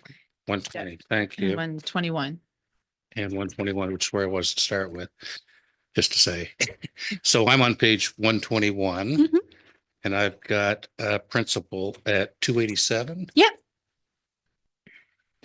Yep, so that would be part of the total non-operating expenditures, which is 423,702. So the principal payment makes up part of that. The interest payment makes up part of that, as well as the capital out of revenue, which will be highlighted within the capital budget for this year. And then the transfer, which is required to the sludge handling reserve, which is 10,000. Thank you. So the balloon payment amount it's embedded within that 287, is that correct? As part of the, Which is part of the resulting increase there. thank you. I just wasn't able to catch up in time. Thank you. Mayor Zabian? Yeah, thank you, Chair, to Director Roshan. Under the water treatment in Appendix 22, outside water testing and QA/QC. What can you explain that a little bit more? Or? Yep. So that I'm going to hand that over to Director Richard to answer what those stand for. Sure. Through your chair to the mayor. So QA/QC is quality assurance, quality correction.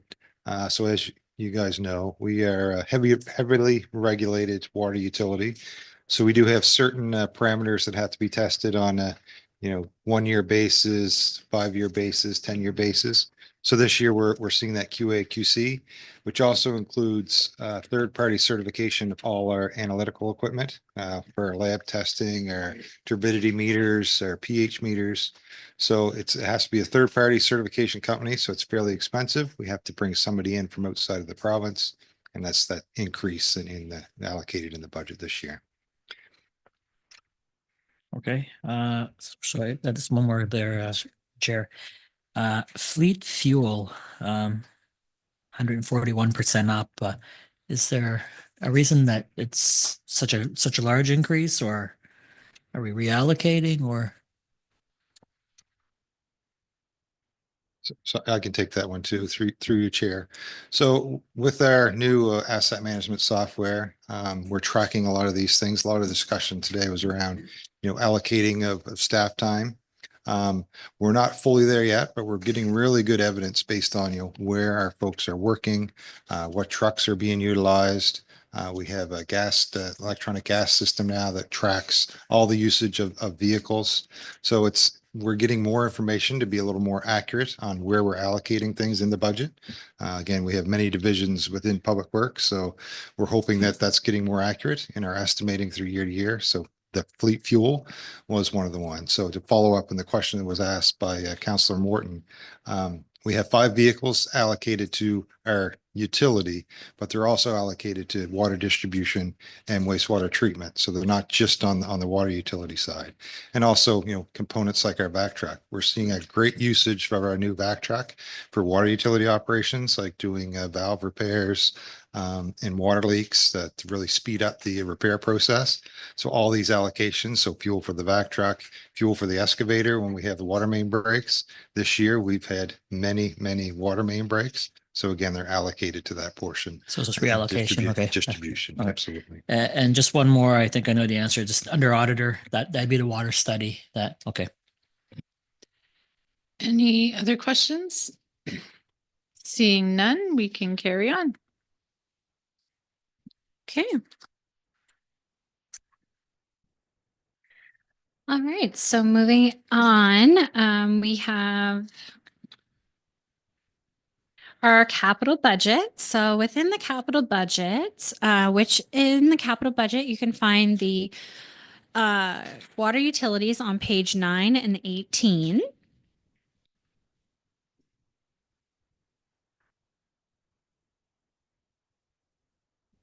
So the water utilities represent 10.6 of the 5-year capital budget. Right now, in the 5-year capital budget, we are projecting a total 5-year budget of $27.4 million, with 81.3% coming from long-term debt, or $22.3 million. We'll see provincial and federal grant funding. So we have 3.6 coming in there, which we have coming through the municipal growth capacity fund, as well as the sustainable communities fund. So the acronyms are MCG and SSGF. So With that, so you're seeing that coming from the provincial and federal grants funding line. Again, both of those grants will be utilized this year. And then we also see the reserve, which would be our depreciation, our water operations contribution, as well as the users. So some of these projects would be driven by the users. Unlike the sewer, which we kind of talked about on May 6th, where the changes in the bylaw, a lot of the fees came off of the user, whereas within the utility, some of them still stay on the user.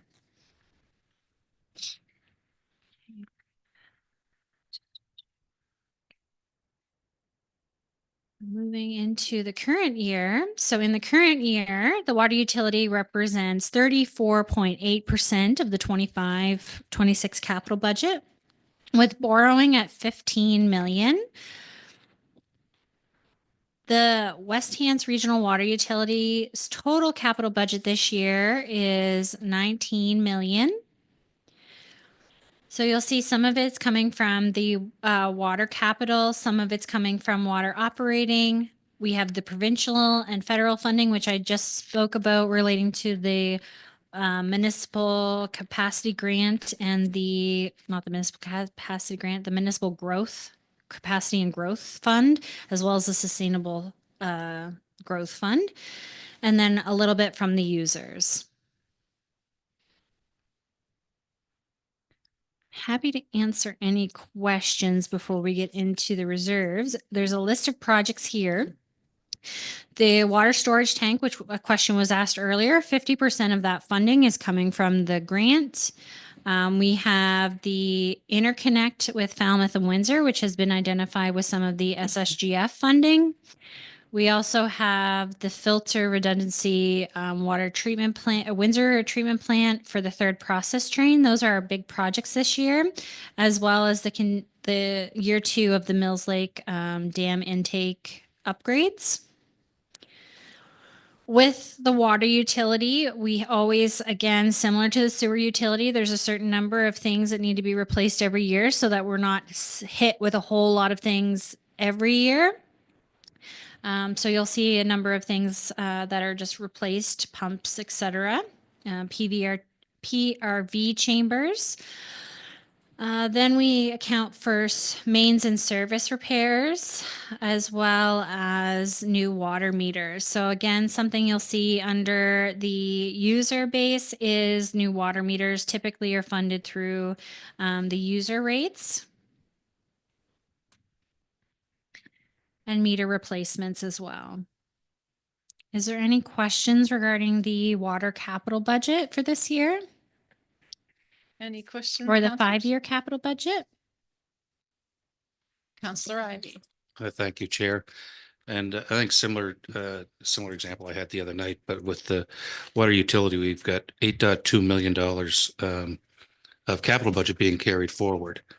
And the 8.2 was based on last year's capital budget allocation was about 11. So it's a lot for what we'd allocated. So this year of the 19 million that we've got allocated, 8 million is from the previous year that rolls in, and we've got what I'll call 11 million new capital coming forward in the coming year that we're scheduled for.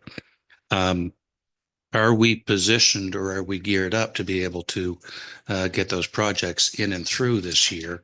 And again, only from the standpoint, I know the rate study approved, and so whatever's built into interest is automatically going into the reserve account, which is the right thing if the projects don't get through. But are we geared up to see all of those projects coming through in the coming year with $19 million worth of projects in water? That's a lot. Yep. I'm going to speak a little bit and then I'll pass the mic over to Director Richard. But I do know that a lot of these have funding that is contingent that is used by March 31st, 2026. Some of them were delayed because as we went through detailed design, the cost may have increased. And so we may have had to delay for that reason.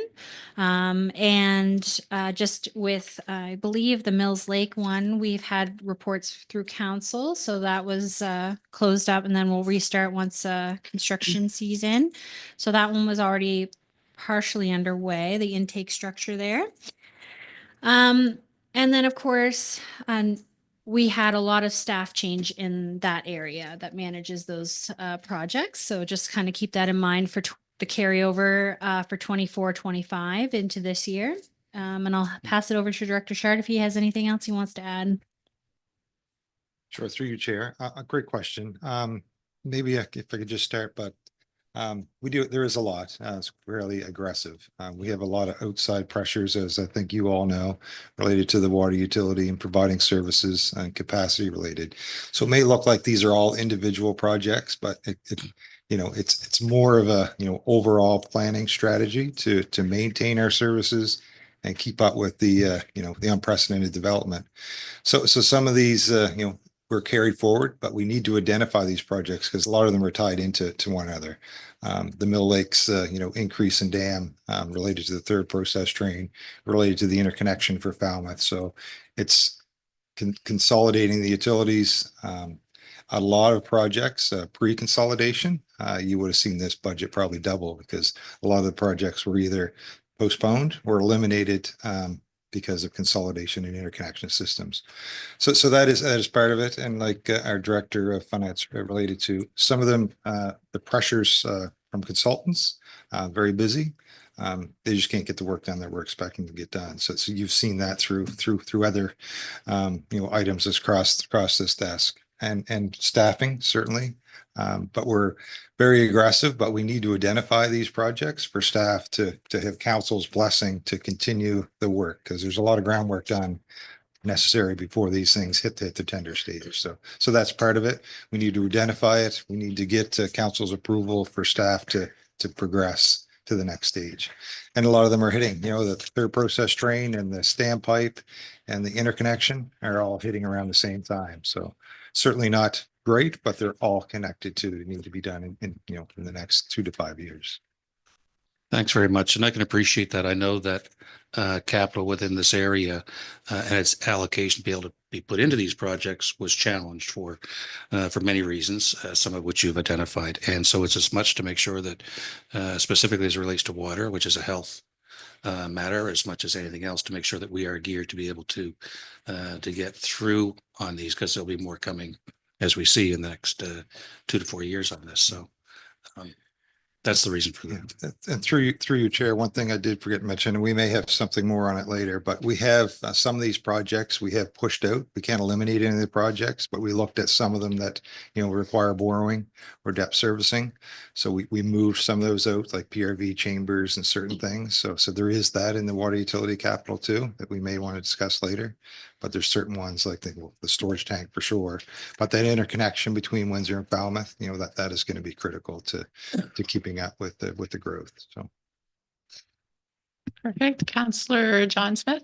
Thank you, Deputy Mayor. So I couldn't help but notice that there's 2 projects that on the Falmouth water treatment plant come in at the same price.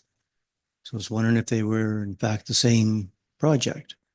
It was replace geotubes and plant upgrades. No. So I do have a second question I can ask. So the water utility, that's not part of taxes. That's self-supporting. Yep. Right. Yep. Okay. I just wanted to clarify that. Yep. No, it's self-supporting. And to answer your other question, the plant upgrades are a multi-year project, which include a backwash meter, water meter, highlight and low light pump spare parts, etc. So each year it's slightly different. Whereas the other project, which is geotube specific, is to replace 2 geotubes for biosolid handling. So that's where they are the same amounts, but they are different projects. Yeah. Yeah. I kind of remember some of that jargon from our tour. Yeah. Yeah. Thank you. Mayor Zabian. Yeah, thank you, Chair. I think most of it's already been addressed, but I was going to bring up the interconnectivity between Falmouth and Windsor. I remember beginning those talks or discussions on it back in 2017, 2018, and thinking back then the upgrades that are needed to the Falmouth system because we were on the west-hand side, and then stuff that was needed on the winter system. How is it ever going to work? Like it was just so inefficient, but now as that one little interconnected, it's like the whole story and how it all fits in and much more economical compared to the alternative, what it would have been. So I think you pretty much highlighted and addressed it, but thank you for that. Yeah. And we have SSGF funding for it, which runs out March 31st. So that's also a bonus. It means we don't have to take on as much as we were. Councillor And just- Paul Morton. Oops, Sorry, just as a reminder too, with these projects, I know Director Shard had discussed the debt servicing. So just as a reminder with the utility, we don't debt service till the project is done. So it won't impact the operating budget of the water utility this year, but potentially in future years, depending on when we delay it. Great. Councillor Paul Morton. Just through you to whomever may want to answer this question. In Hansport, there's a shed up there that's Hansport owns for water of some sort. The roof's coming off. Is that in here anywhere to get repaired? Is this the one on Willow Street? Yeah, so that was the old pump house. Yeah, we've identified that for some roof work. We were looking at, tearing the building down, but there needs to be some protection there. So yeah, it's identified through operating. Anything further? Seeing nothing, we'll carry on. So moving on, I did a quick 5-year water capital reserve balance. So based on our reserve budget, we were projecting our expected reserve balance at the end of March 31st, 2025 to be 3 million. We have an estimated depreciation and capital contribution over the next 5 years of 3.5 million. This is assuming a 1% yearly increase in depreciation based on new capital assets coming online. So that again will fluctuate as capital assets come online, so might increase slightly.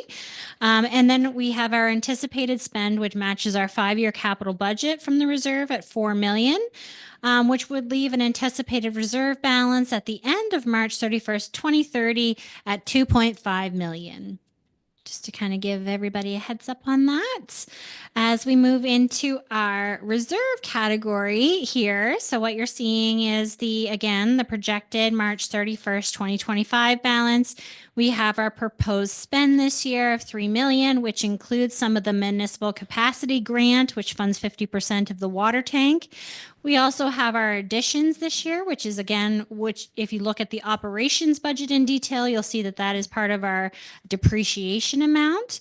And then we have our 10,000 addition for the sludge reserve, which is required within the water utility. So within that, we're projecting our sludge reserve will be at 142,000 and our depreciation and capital reserve will be at 707,000 at the end of this year. Water reserves make up 8% of the total reserves, the balances that we have. Is there any questions on the water utility reserves? Any questions, councillors? Seeing none, we'll continue to go on. All right. So if there's no questions any further on the water utility, we are now at the end of our agenda for today. So now we're at the council discussion and direction part of our agenda, which will give me what you guys would like to see so that we can make the final adjustments or the next round of adjustments before our next meeting on the 14th. One of the things we have highlighted today is previous discussion at our last meeting was to review the current year's debt servicing amounts to see if anything could get delayed. So Public Works had indicated that there could be some delays, and if there's any questions there, we can kind of chat about that with the Director of Public Works. But the lift stations, so the dedicated standby generators, that is definitely something that was a council ask at one point. So if that is something that council wishes, that can also be delayed because we do have other generators. Then we have the Public Works, in the Public Works general category, we have the sidewalk machine. And I do note that the director said it would not be ideal to delay, but we could delay. It just means since the new machine would require to be maintain the level of service, so it could impact service delivery, as well as the rubber tire backhoe. Again, not ideal if it's delayed, since it's harder and harder to keep the current machine running. And the Trogothic Creek stormwater system upgrade could be reduced in year 1 to 600K and carried forward in the rest of the years. So we could reduce there. That one again was about 1.2 million. Then, sorry, 2 point, no, that's Cannibal Creek. Trogothic, yeah, sorry.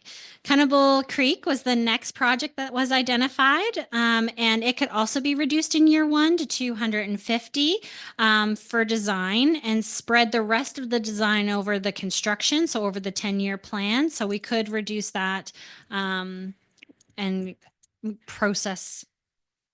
phase the design in that project. Sorry, process phase. So those are the areas in which we've identified that we could make changes with some of the debt. If there's any other areas that council wishes, we can make these changes if council directs us to, and any further changes that council directs us to.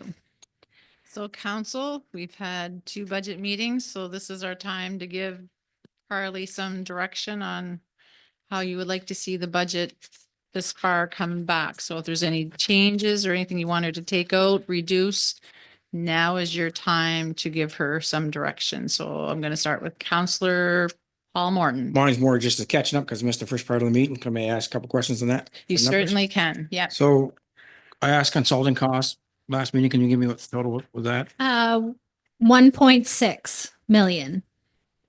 Pardon me? Consulting costs Yeah. were 1.6 million. 1.6225671 to be Legal exact. cost? I don't have it right here in I front of me, do. but I think it's 329.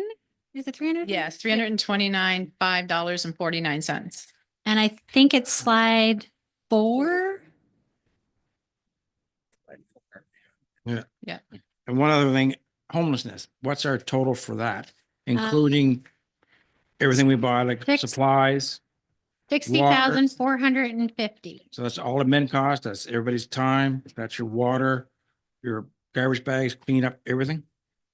That is supplies and honorarium / payroll. So that may not necessarily include the in-kind as part of other departments. So do we? So have for cost on instance, everything, our or- manager of facilities may drop off bags. It wouldn't include his time. It wouldn't include our municipal clerk or our CAO if they have meetings, but it would include the honorary payroll to help staff that center. But there still are costs that we're not seeing.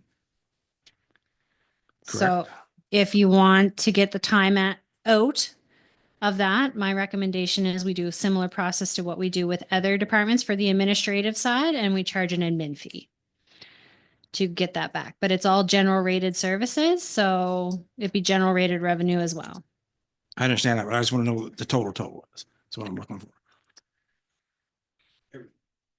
So 60,450 is what we included in this year's budget. And if I can work with the directors and the CAO to get a figure for you based on staff allocation before the next meeting, if that's something you wish. Okay, Councillor Yanish. Yes, thank you, Chair. So we're all struggling with this fairly substantial tax increase on the West Hants area rate. And that comes after a number of years where the rate has either gone down or remained somewhat, the total tax rate has remained relatively stable or has gone down. Now, in addition to that, though, in this last year, we're projecting at last count a surplus of somewhere $400,000, which may change. But it's very that in a way that only adds to the sort of the surprise at the sudden shift in our fortunes and the large increase in the tax rate. And so my question is, we have this surplus, and per policy, it needs to go into the operating reserve.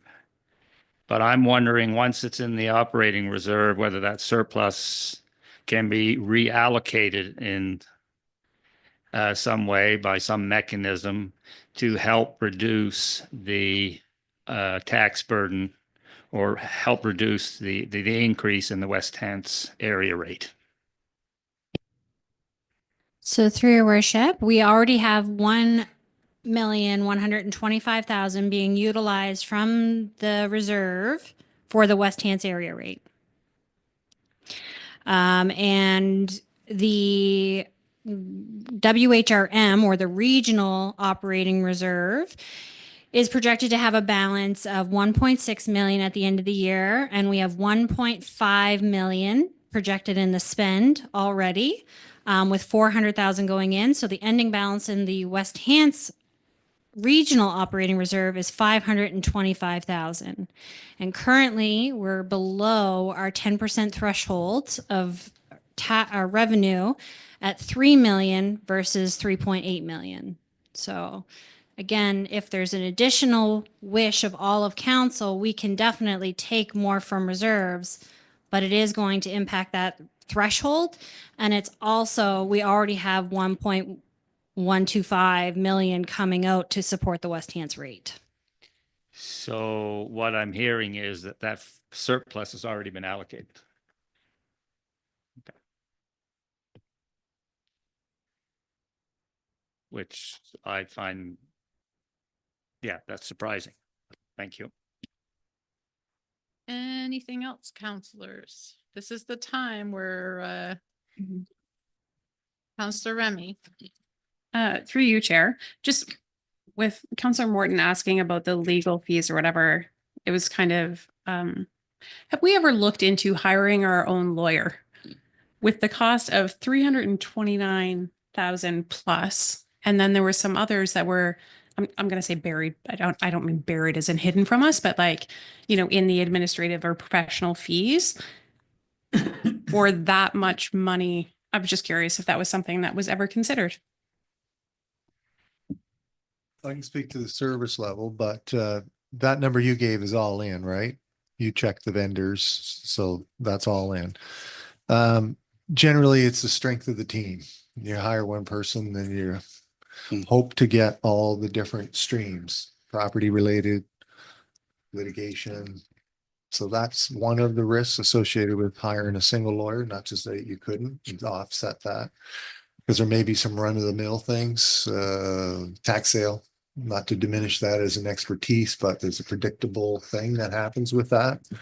But appeals, Carrie, you're talking about development agreements, you know, it comes to mind like our wind farm agreement, you may have multiple property owners, so you have multiple remediation agreements and all that. So they're not just straight DAs in some cases, some are a bit more complex than others, but I think probably the spike is, and we could come back on that, but our appeals, those are the two. We had a pending appeal that was withdrawn. So we kind of got in a state of readiness for the Parsons Green appeal.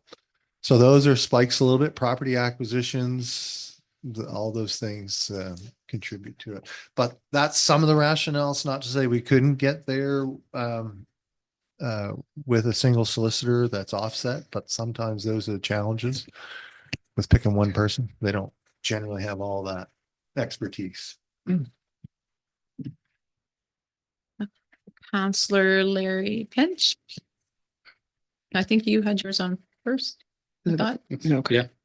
So just as a follow-up to Counselor Remy's question, and we in all likelihood have we like shopped around to know that like the rate that we're getting for our legal consulting is in a reasonable threshold?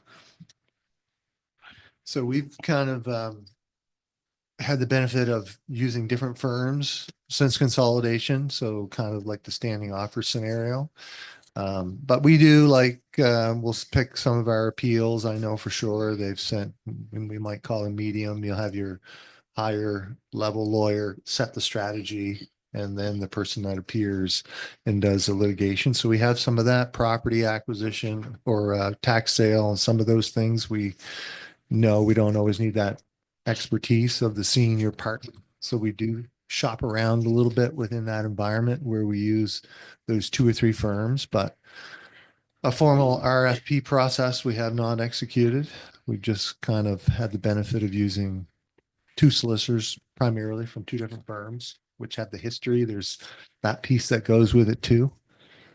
Think of our Peter Rogers and Solicitor Shanks. Some of that history that comes along with it too, that sometimes there's efficiencies and sometimes you're starting from scratch with a file.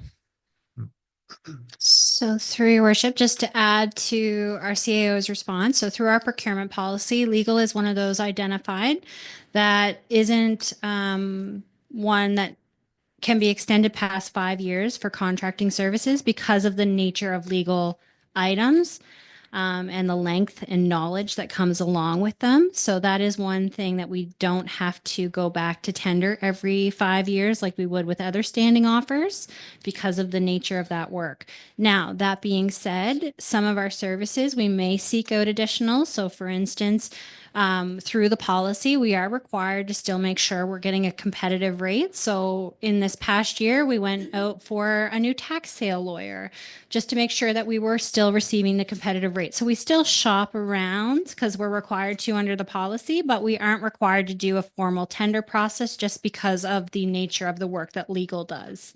Because some court cases can take over a number of years, right? Great. Thank you. Is that good? Counselor Ivy. Yeah, thank you, Chair. I guess as a general comment, not so much a question or direction, but just as general comment, I typically find the budget process to be like almost like a smorgasbord, the financials of the organization that we're dealing with. And I don't mean to say that in a critical way. It's just that we're covering across every department in detail on both operation, capital, and reserve budgets for each of the areas that we deal with. And as we go through each process each year, we're looking for direction as we go through what will describe to be a quarter, and a quarter of the budget, which is difficult because there's still more to come. And so when it gets to looking at areas that we could dig in to try and find ways to address a tax rate increase, which has a 1.2, if I've got the number right, $1 million allocation already from reserves to soften the blow of that at the present time, means without that, I'm guessing, is it safe to say it would have been about double? Can you? Yeah. Without, I'm not meaning. Yeah. It was definitely much higher before we did our release adjustments as well as capital delays. So we already went through a process once about delaying or deferring projects. As well as reviewing projects that may not get completed by March 31st, 2026 that are debt service this year that we could delay debt servicing. So all of that was done prior to coming with the original 10 cents. And then, of course, as we got more information, we were able, before our first meeting, get it down to 9 cents. And with the motion of council for the 200,000 for the detransfer tax, we're now down to 7.5 cents. Right. So that's quite something, especially since for the course of the last 4.5 years, we haven't found ourselves with that sort of pressure, that kind of upward pressure. Now there's been changes, economically, in the broader economic sense around us, regionally, nationally, globally, all kinds of things have happened, but it becomes really quite a challenge to look at this and see it as we're working our way through it without, again, for me, looking at the whole picture and seeing because each time we walk through this, each year when we end up walking through this, that's perhaps the best, most detailed view that we get of this. And I'll just contrast that with the fact that you folks as staff have had the last 4 months that you've been working on this. So you folks know this inside out. But we haven't seen it in that same fashion, aside from getting to go through the written document beginning 2 weeks ago, now going through this.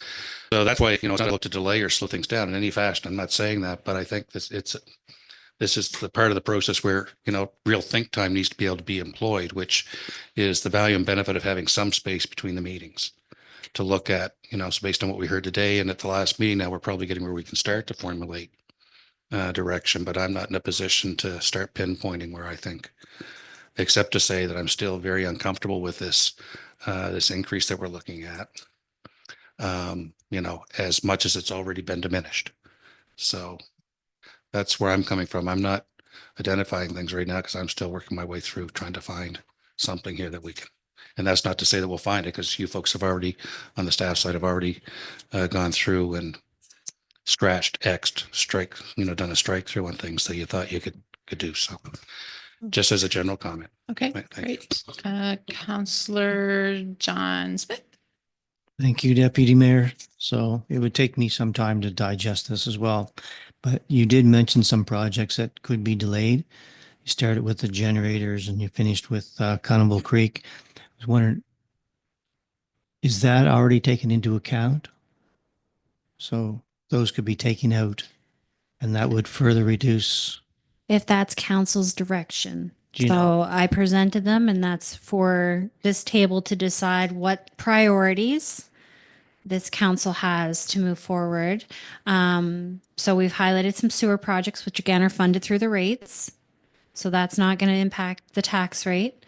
And we've highlighted some public works projects and some the Cannibal Creek project, which again is just delaying it. It doesn't eliminate it. It's just delaying it. So something to keep in mind is you'll probably, when you look at that debt ratio curve, you're just spreading the debt ratio over a little bit longer. So you're making that increase slower, but it doesn't mean it's disappearing. We still estimate that the Cannibal Creek design is going to be 2.5 million, and we'll be working through that over the next 10 years. So if I understand right, Tergothic Creek, is that part of the sewer as well? So Would that the be public Tergothic works? stormwater is a separate project. It's not sewer, and it's 1.2. Now there is the sewer crossing, which is a separate project, and that's I can't think of what the total is right off the top of my head, but that's in there as its own line. And Cannibal Creek is all sewer. No, it's Cannibal not. Creek is stormwater. Stormwater. So it's all general rated. It's all generated. Okay. So do you know what the total of these projects is worth? There was 1, 2, 3, 4, 5 of them. I can quickly add those up for you. Just give me a second here.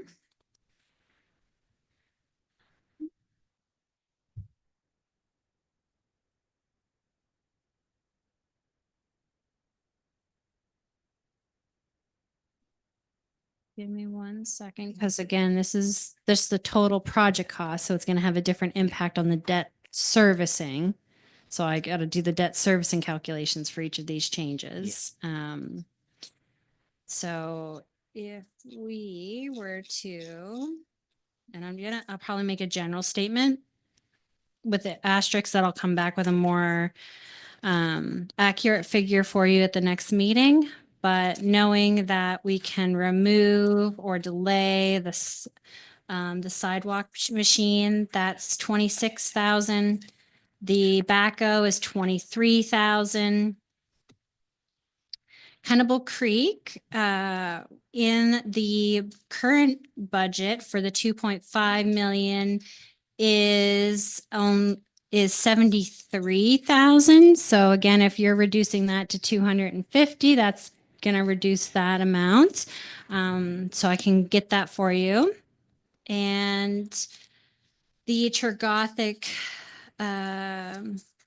Creek is, I'm just trying to find it here. That's the sewer crossing. So that would be in the previous year, because we started that project in the previous year. So just give me a second to bring that total up.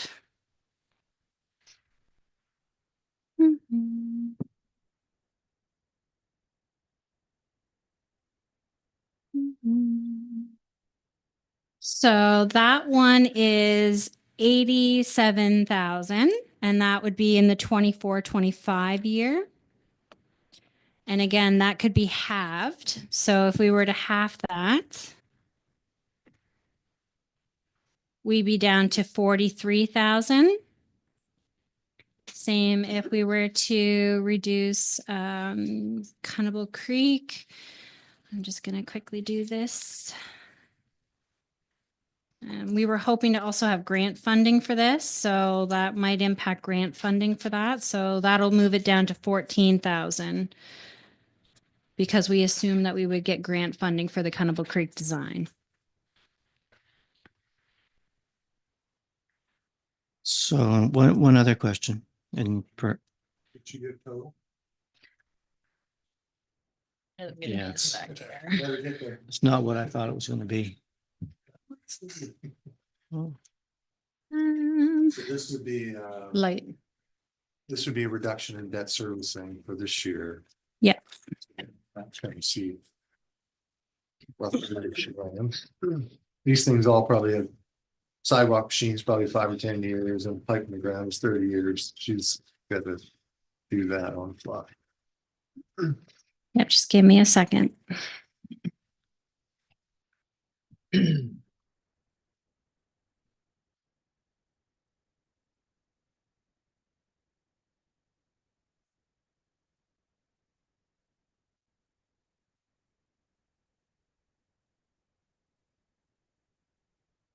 Council, even if we don't have direction, it's always good just to have a conversation, what everyone is thinking of ideas. So it wouldn't hurt if you're sitting there with something in your thought process to get it out tonight, and then everyone can think of it over the next couple of days before we meet again. I just think a conversation for everybody sitting around this table is a good idea. So that total impact would result in a reduction of 152,603. But again, these are delaying future debt servicing costs. So it just means later we'll be on taking them on. So that's almost a penny then. Yeah, it's $40,000 short of a penny. Okay. Okay. So another question, I've been wondering, and perhaps it's in here somewhere, but is there, do you keep a future projection of revenue based on development that's occurring? So we know how many apartment buildings are going to come on stream, or how many houses are going to come on stream in 26 and 27 and 28 and 29, and what that would add to our tax rolls? So I do keep a projection of revenue, and I use a pretty conservative rate when I'm calculating out the debt servicing. Because again, we can project these, but there's a risk because it really depends on when those buildings are done, that they impact that residential rate. Same with commercial. It's always lagging a year. A year behind. So even if a commercial comes online, it might take a whole year before we see it on our commercial rate. So it has to be finished and occupied in December before it hits the rate. Yeah, or they might assess it, but it would only be pre-operational, so it wouldn't necessarily be the full assessment value of what this property is going to be. Yeah. Well, I was asking because I was wondering if you knew that if we would be more financially healthy in 2 years' time or 3 years' time, or just based on your own projections. I mean, based on what we currently have in the queue for development and that it's been approved, because again, that's the other thing. It has to get through some of them have to get through council approval first. I could say that we will have an increase in assessment. I can't necessarily say how much that increase of assessment is going to be until they're finished and till the businesses are finished. It almost seems like we've had to put out capital expenditures to allow the projects to occur, but we're not recouping any taxes from them for a year or two down the road. So there's that delay, right? Well, it's similar to any other project. You have to lay the foundation to enable the growth. So some of the capital work, we're laying that foundation so that the growth can happen. It seems like the pinch point. Thank you. Counselor Larry Pinch. So through you, Chair, it's a general comment is my first thing, and then I have a question for the second one. So in regards to like delaying the 5 projects that you suggested or like smaller projects, I think we're just kicking the can down the road to make it somebody else's problem rather than our problem to be able to reduce the tax rate, because it will still have to be covered in the future. So I agree that we need to reduce what's suggested in this budget, but I don't think it's by picking the smaller things. I think we have to look at something larger that would change that, in my personal opinion. And then my second question is the funding and procurement specialist that we chatted about way back when we started at 5.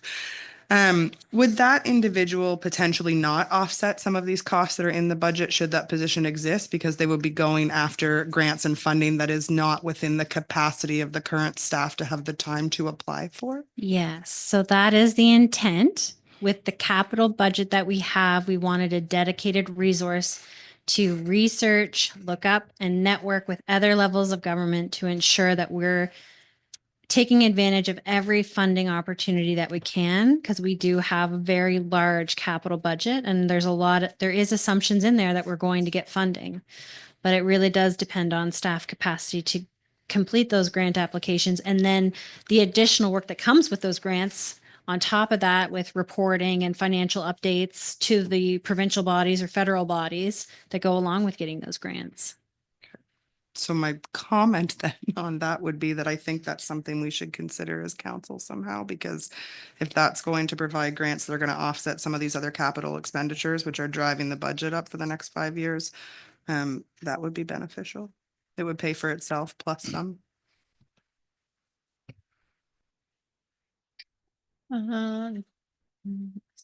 Okay, Counselor Ivy.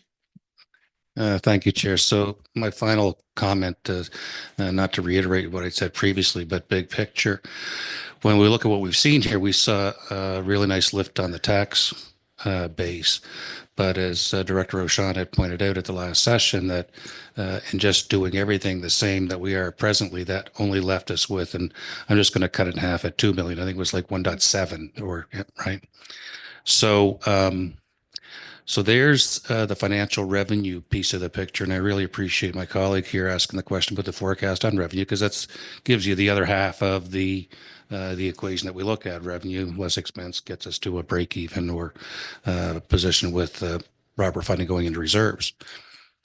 But what I see in the big picture that we're looking at right now is that we've got operational expenses that are almost outpacing our incremental revenues that we're seeing coming in. They're not completely, but we're pretty close to that. And on top of that, we have we've used reserves in order to soften previous and current potential tax increases. So now we're borrowing from our savings account, so to speak, to do that. And even in doing that, when we look at the debt servicing ratio that goes up on the screen, whether we do any part of the 100 million round number Cunnable project over the course of the next 10 to 25 years, we have a debt servicing pinch point, to borrow again from my colleague to the left, that we're going to hit regardless in 2 years' time. Which means I think we still have another session to look at some pretty big items budget-wise for us to get inside and figure out how it is we want to give direction to manage what's in front of us, because those are a lot of things. And, you know, it's not that we're right now tremendously successful in new residents and new construction, all those things, not to lose sight of that. But from a budget standpoint, we are at a point where we need to set direction that will not kick the can down the road and pass the problem onto somebody else, but that will put us in a slightly adjusted position that we don't have to be dealing with this every year for the next 5 years, that it becomes more clear where we're heading with this. Just my comments. Great, thank you. Mayor Zabian. Yeah, through you, Chair, to council, to the group as a whole. I think it's important that everybody go back in this next couple of days, re-look at your budget, capital, reserves, operating, projects, priorities that each one may have for the region. Myself, I would be hesitant on looking at reducing anything stormwater based. That should be a priority of this group, considering everything that we have had. But again, make your lists. Come with ideas that you're willing to look at. I've made mine. I'm not going to throw anything out tonight. It's better if we're able to all come to the table with a couple of suggestions and just throw it out there. You may not know how it affects, but there may be some sewer water related that don't really hit the tax rate per se, but maybe a project that council wants to look at debt servicing wise, as Director Rashawn had mentioned. There may be projects that we can just live without right now, they're wants based versus needs type ideas. And then look at your strategic plan that you're trying to develop and things that are in that as well, because that will be priorities of council going forward as well. So it's Councillor Ivy's, there's a lot to take on, and trying to look at it as an over, like a complete picture, as we were saying earlier on the water side of things. It's taking it all and how do you manage it? But think about wants versus needs and priorities versus not so urgent to have today, and maybe urgent and maybe needed, or we may be able to get along with it in 3 or 4 years from now. And it's not passing the buck to anybody. It's just things that we can live without that won't change everyday life for residents either. So there's a couple comments, Chair, and I think we'll get there. It's I'm still positive, and it's a good exercise because we've never really faced this before. So it's a good exercise for us returning, and for you new ones. Sorry that it's your first time at it, but it's a good process to work through, and it's very informative. So I'm excited for Wednesday. Started at 10 cents. We're at 7.5. So we've made progress. And Did through I just have a couple things I'd like to say as you guys are thinking through the next few days. One of them is thinking about the West Hants rate and really look at that pre-consolidation rate, look in comparison to where we're at now.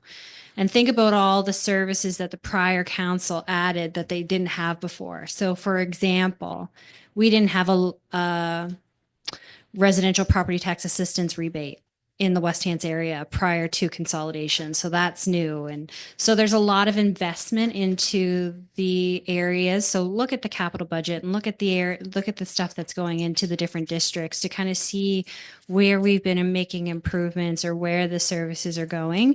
The other thing I'd like to just again reiterate is I know from my perspective, I look at reserve balances and try and map out where they're going to be in 5 years' time, base the capital budget, and another number to keep in your mind as you're looking through. And I believe it's in your capital budget is the gas tax 5-year total. So that does not include any grants. So that's something that you guys should be considering as you're going through this process too, what capacity you want to have available within the gas tax funds for grants in the next couple of years, because that balance in the next 5 years is projected to be about 285,000. So that's a lower balance, and that's not including grants for the next 5 years. So, and I know we've had substantial grant asks in the gas tax world. So it's going to be a decision that this council is going to have to make over the next year and even the next 5 years on what grants we're going to be taking from the gas tax fund. So I just wanted to put that out there because again, that's something that we need to consider as we're going through this process and before we hit grants this coming year.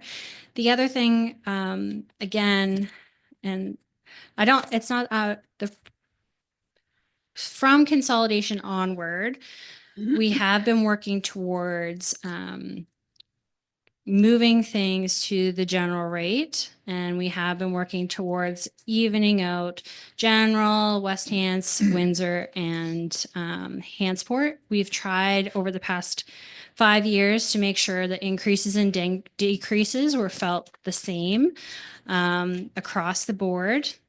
Again, another consideration is the commercial rate, which would have an impact. So if you guys want to see what that looks like, I need direction, so I have time to calculate and do all of that. But previous to that, you guys aren't the first council that has had impacts. We think about the RCMP in the first year of consolidation and how we had to account for that when we were coming through.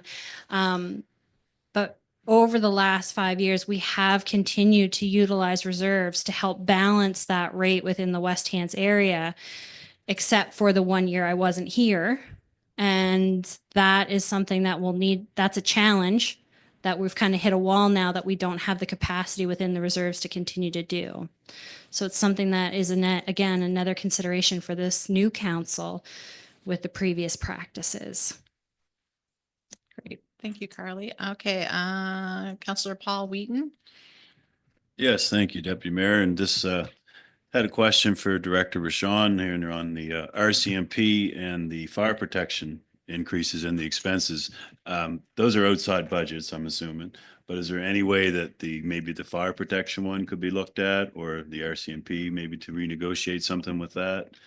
497,000 and 421,000 this year seems like a pretty big increase. And is that a normal increase per year for those services? So our RCMP, yes, would be relatively normal from year to year. Again, reminder that is split 70-30 between the areas of West Hants and Windsor. With that, we go through a budgeting process similar to like we do with any other department, and we review what's going on. We make suggestions. We see if, like, for instance, a vehicle purchase could be delayed, or if there's any of the federal programs, because again, a lot of this is decided at the federal level and then trickles kind of down into our level of support. So when they did pistol modernization and they did the body worn cameras, and like all of these things are a federal decision that then filter down. So we don't have a lot of say on those.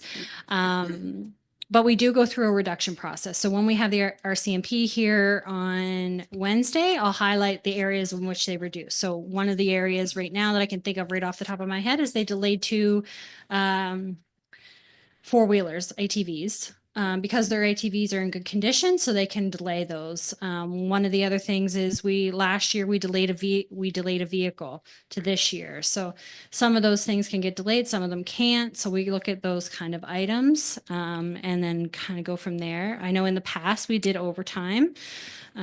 So we do make suggestions on budget reductions. One of the things that we work with as a starting point is they present their 5-year plan to us, usually May, June, and it has the outline of what they anticipating for the next 5 years operationally. So that is really our starting point of what they presented to us last year, and then we whittle it down from there. Is this the wiggled down number then, the 497? Yes. Yeah, that's the whittled down Thank number. And of course, the RCMP also includes the provincial contract, which is a set amount, so can't change that. And then there's also the staff positions that we have up there that are also our costs versus the RCMP contract. So it's not necessarily all of that. So the same with the other departments, you're going to have increases associated to cost of living and the mandated benefits and stuff. Now with fire, again, fire, there is some increases in fire. Some of it is associated to potential inflation. Some of it's associated to building costs, which we're seeing an increase in.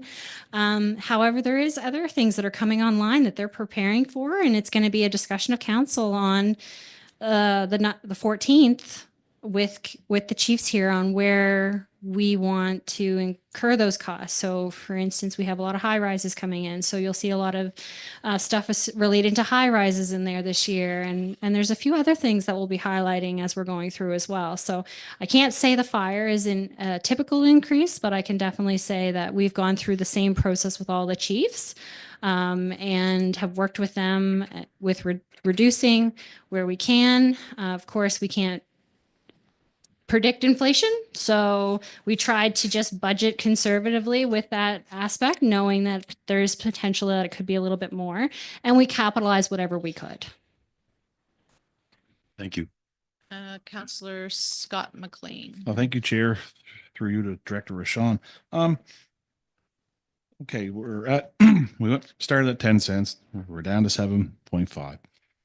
And we had a discussion about debt servicing with Counselor John Smith had mentioned. So potentially we could be down to what, 6.5 or 6.7 cents, give or take. Okay. I'm just curious.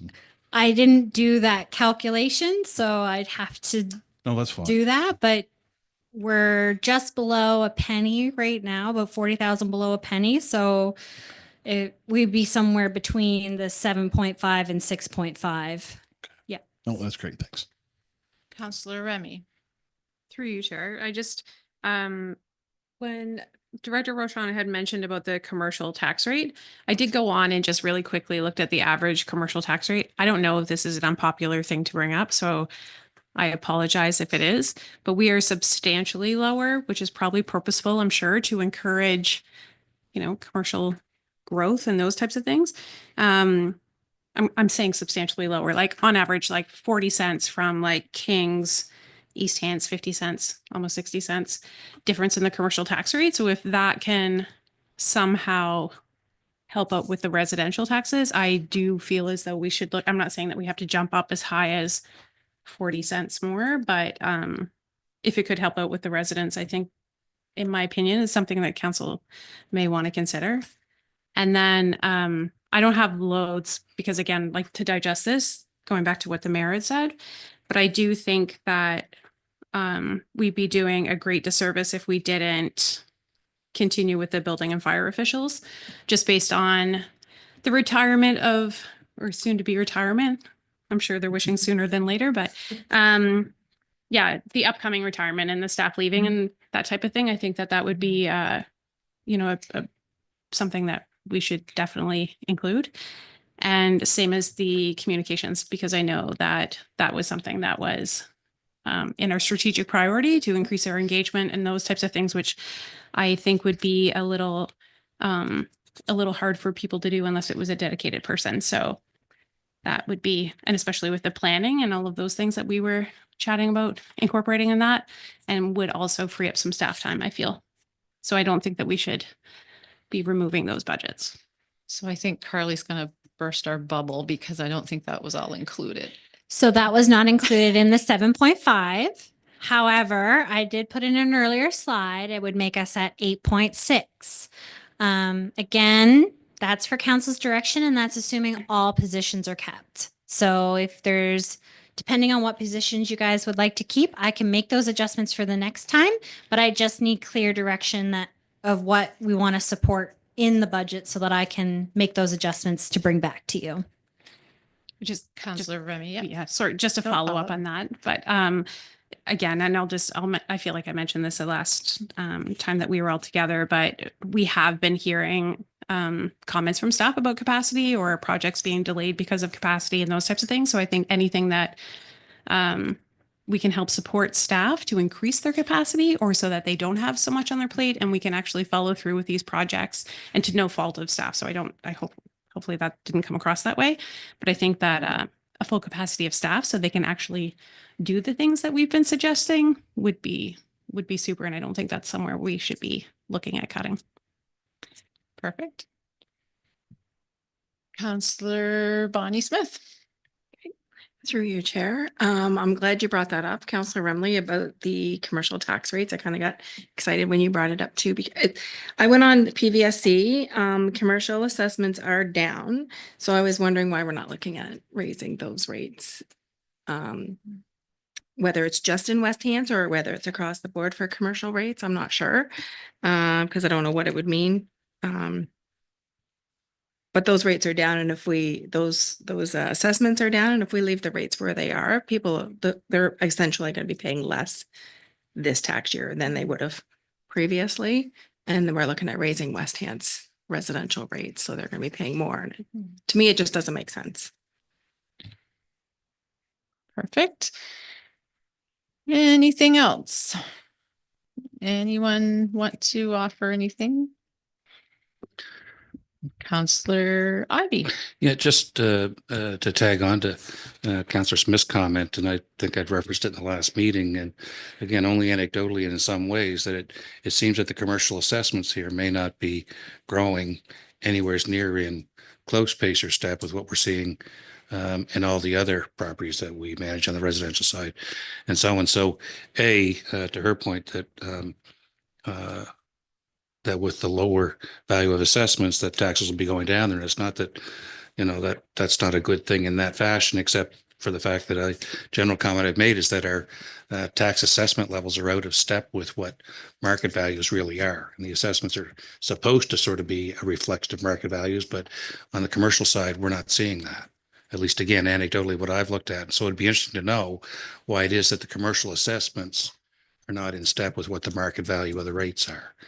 Because then you could, in theory, if the assessments were at the right level, which would be higher, then your tax rates could be lower and more in line with what you'd expect them to be. It goes back to the same previous conversations about whether you kept the cap in.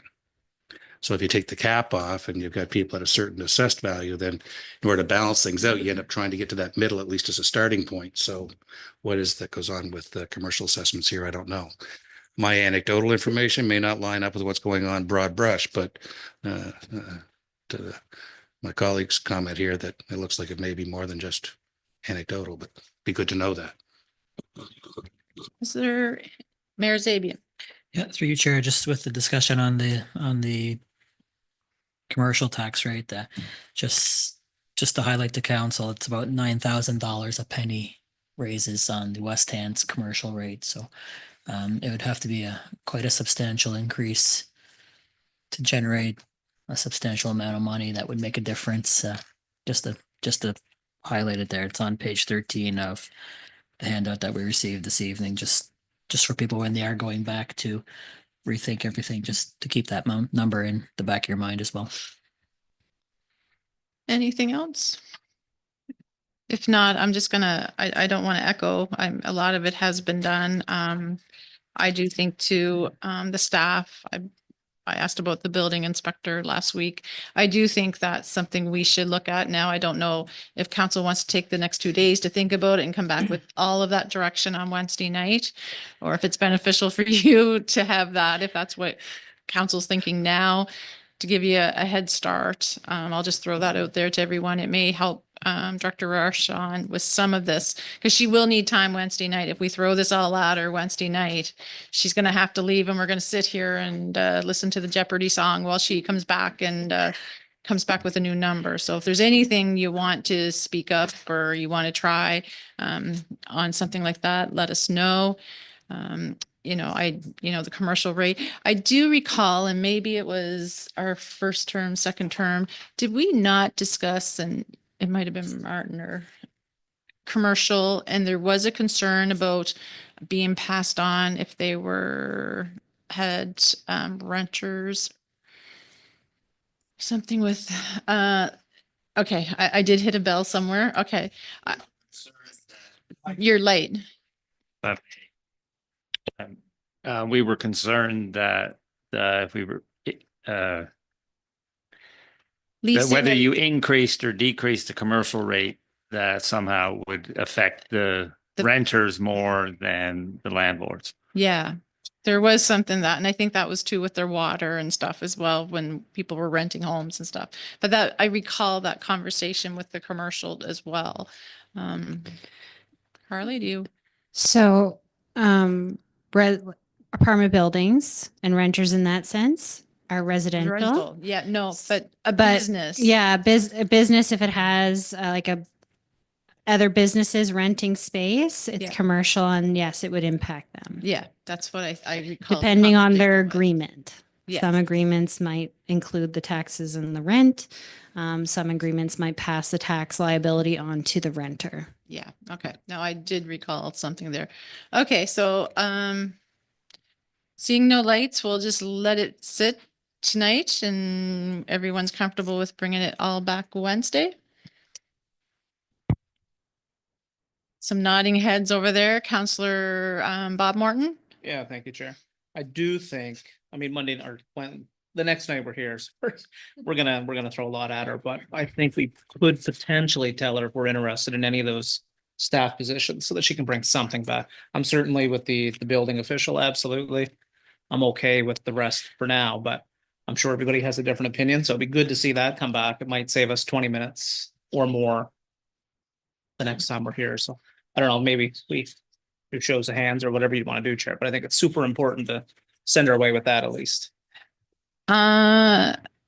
Look, The other thing I would recommend, if I could get an idea, and maybe it's just a scenario, which I can prepare as well, but a scenario where if you are interested, an increase in the commercial rate, because again, we could do it on the general rate, which would impact all three areas, or we could just do it on the West Hants rate. So if I could get some direction on that, or maybe what the value is, so I can prepare a scenario. You don't necessarily aren't signing away at it right now, but if I can get some data from you so that I can then work that data and bring back something in the forefront, then it will help prepare and be able to make a decision on commercial rates. okay, so I'm gonna try to make this as easy as possible, so we're not here debating this all evening. So I'm gonna just look for maybe nods of heads. And without a motion, do we want to have Carly looked at the commercial rate with some sort of increase? I'll start, okay, let's do yays and nays. I'm gonna start this side. Yay? Nay? No? Yay? Okay, I got 3 nays. Mayor? On the nay. Numbers, just propose. Nay? Yes. Yes? No? So we have a no, I believe, on that. Maybe this won't be as easy as I thought it was going to be. So we had 4 different, we had funding and procurement specialists, we had a communication and recreation coordinator, and building and office official. So I'll put it if there, does anyone want to, do you want to have a motion on that or just direction for tonight? Direction? Okay. So I'll start this way. Do we want to do them individually? Okay, so I'm going to start with the funding and procurement specialist, and I'm going to do it different. Show of hands, who wants to see that one added in?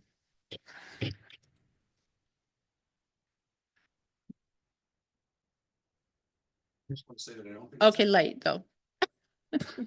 I don't think it's for us to be voting on positions. I think it might be that we vote on staff now. And so what you want, like for Carly to bring back a number that shows you what it's like with 1, 2, 3, or 4 positions. And council in deciding a budget, then for staff to pick which positions it is that are coming into the organization.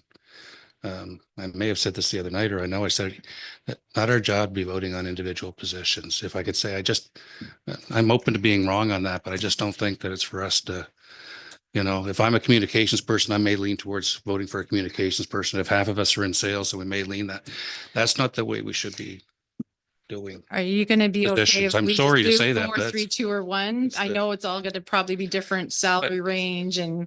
Yeah, they're all different salaries. They're all prorated differently because some are ready to advertise as soon as the budget process is over. Some need more time for development.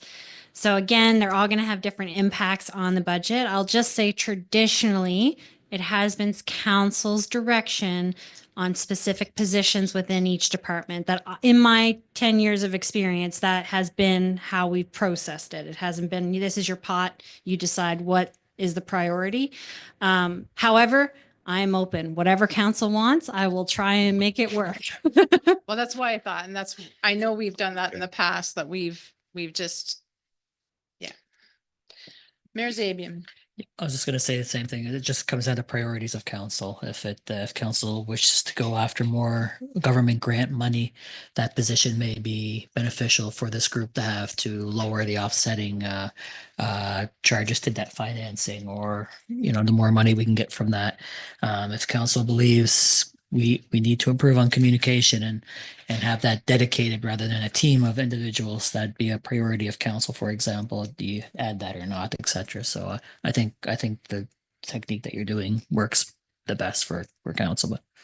But Councillor Yanish. Thank you, Chair. Could we just have a reminder of where we are with let's see the word fire official, and where do we stand on the coordinator, EMO fire coordinator? Is that already in the budget or not, or just so there's no confusion? And I don't think that's on the 5 of our list. I think that's a conversation for Wednesday evening.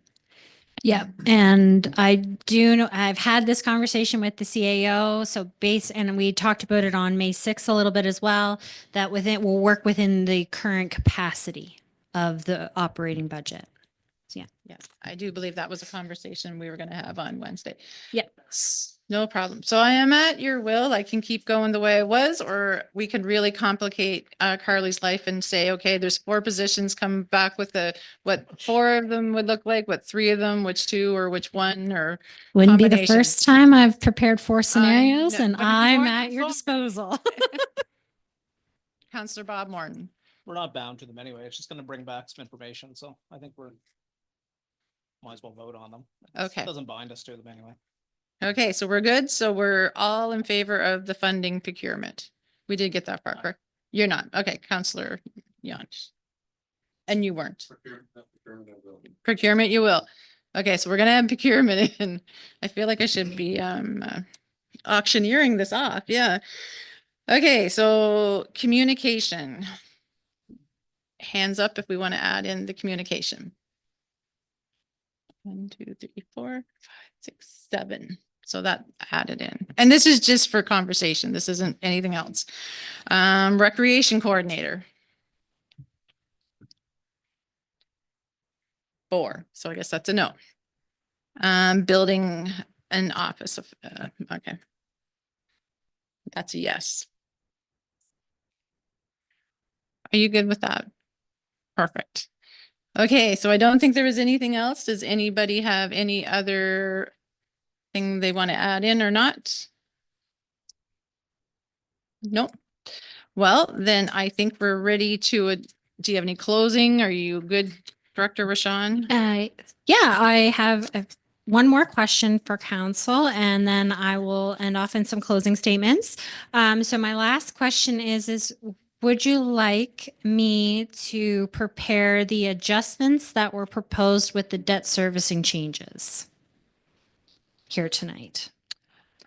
To Cannibal that Creek counts- and Public Works, would you like me Well, to bring that back as well? I think I'm just going to throw something out. We really didn't look at that in much detail. Would it be easier if we all go away, look at that list and maybe come back after, you look at the wants and needs and look at that list in more depth between now and Wednesday evening? Or would you guys like just to start with those ones? Councillor Remy. Sorry, I just have a quick question. Yeah. That list that was up on the slideshow, do we have a copy? Yes. Yep. Yeah. It's within your operating budget. Budget, I'll give thank you you. the page after.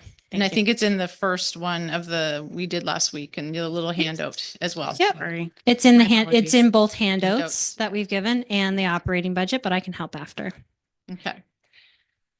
So is everyone good with that? Just to hold off on that one until we all have a better look at it. So, Okay. okay.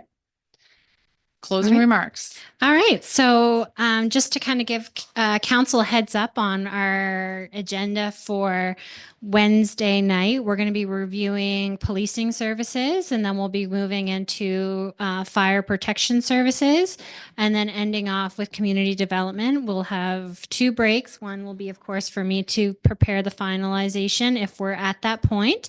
Does not mean that that we can extend it for longer. So you'll see that kind of piece at the end. If we need another meeting, then that'll just get pushed to another agenda. And so we'll have the RCMP present with us during that session, which will include folks from their financial office and their planning office. So they'll be able to speak to projects that are oncoming. And then we'll have all of the fire chiefs present as well for the fire protection component of it. So they'll be here to support the conversation as well. And something to just keep in mind, that $1.2 million bay expansion for Brooklyn Station 2 is not currently included in the capital. So that is something that we'll have to discuss on Wednesday night if we want to include that. Perfect. Okay, so we are finished with this. So tomorrow night is our regular committee of the whole meeting at 6 p.m. And then we're back Wednesday, May 14th at 5 p.m. for our special budget meeting for committee of the whole. So thank you, everyone. Have a good night, and we'll see you tomorrow at 6 p.m.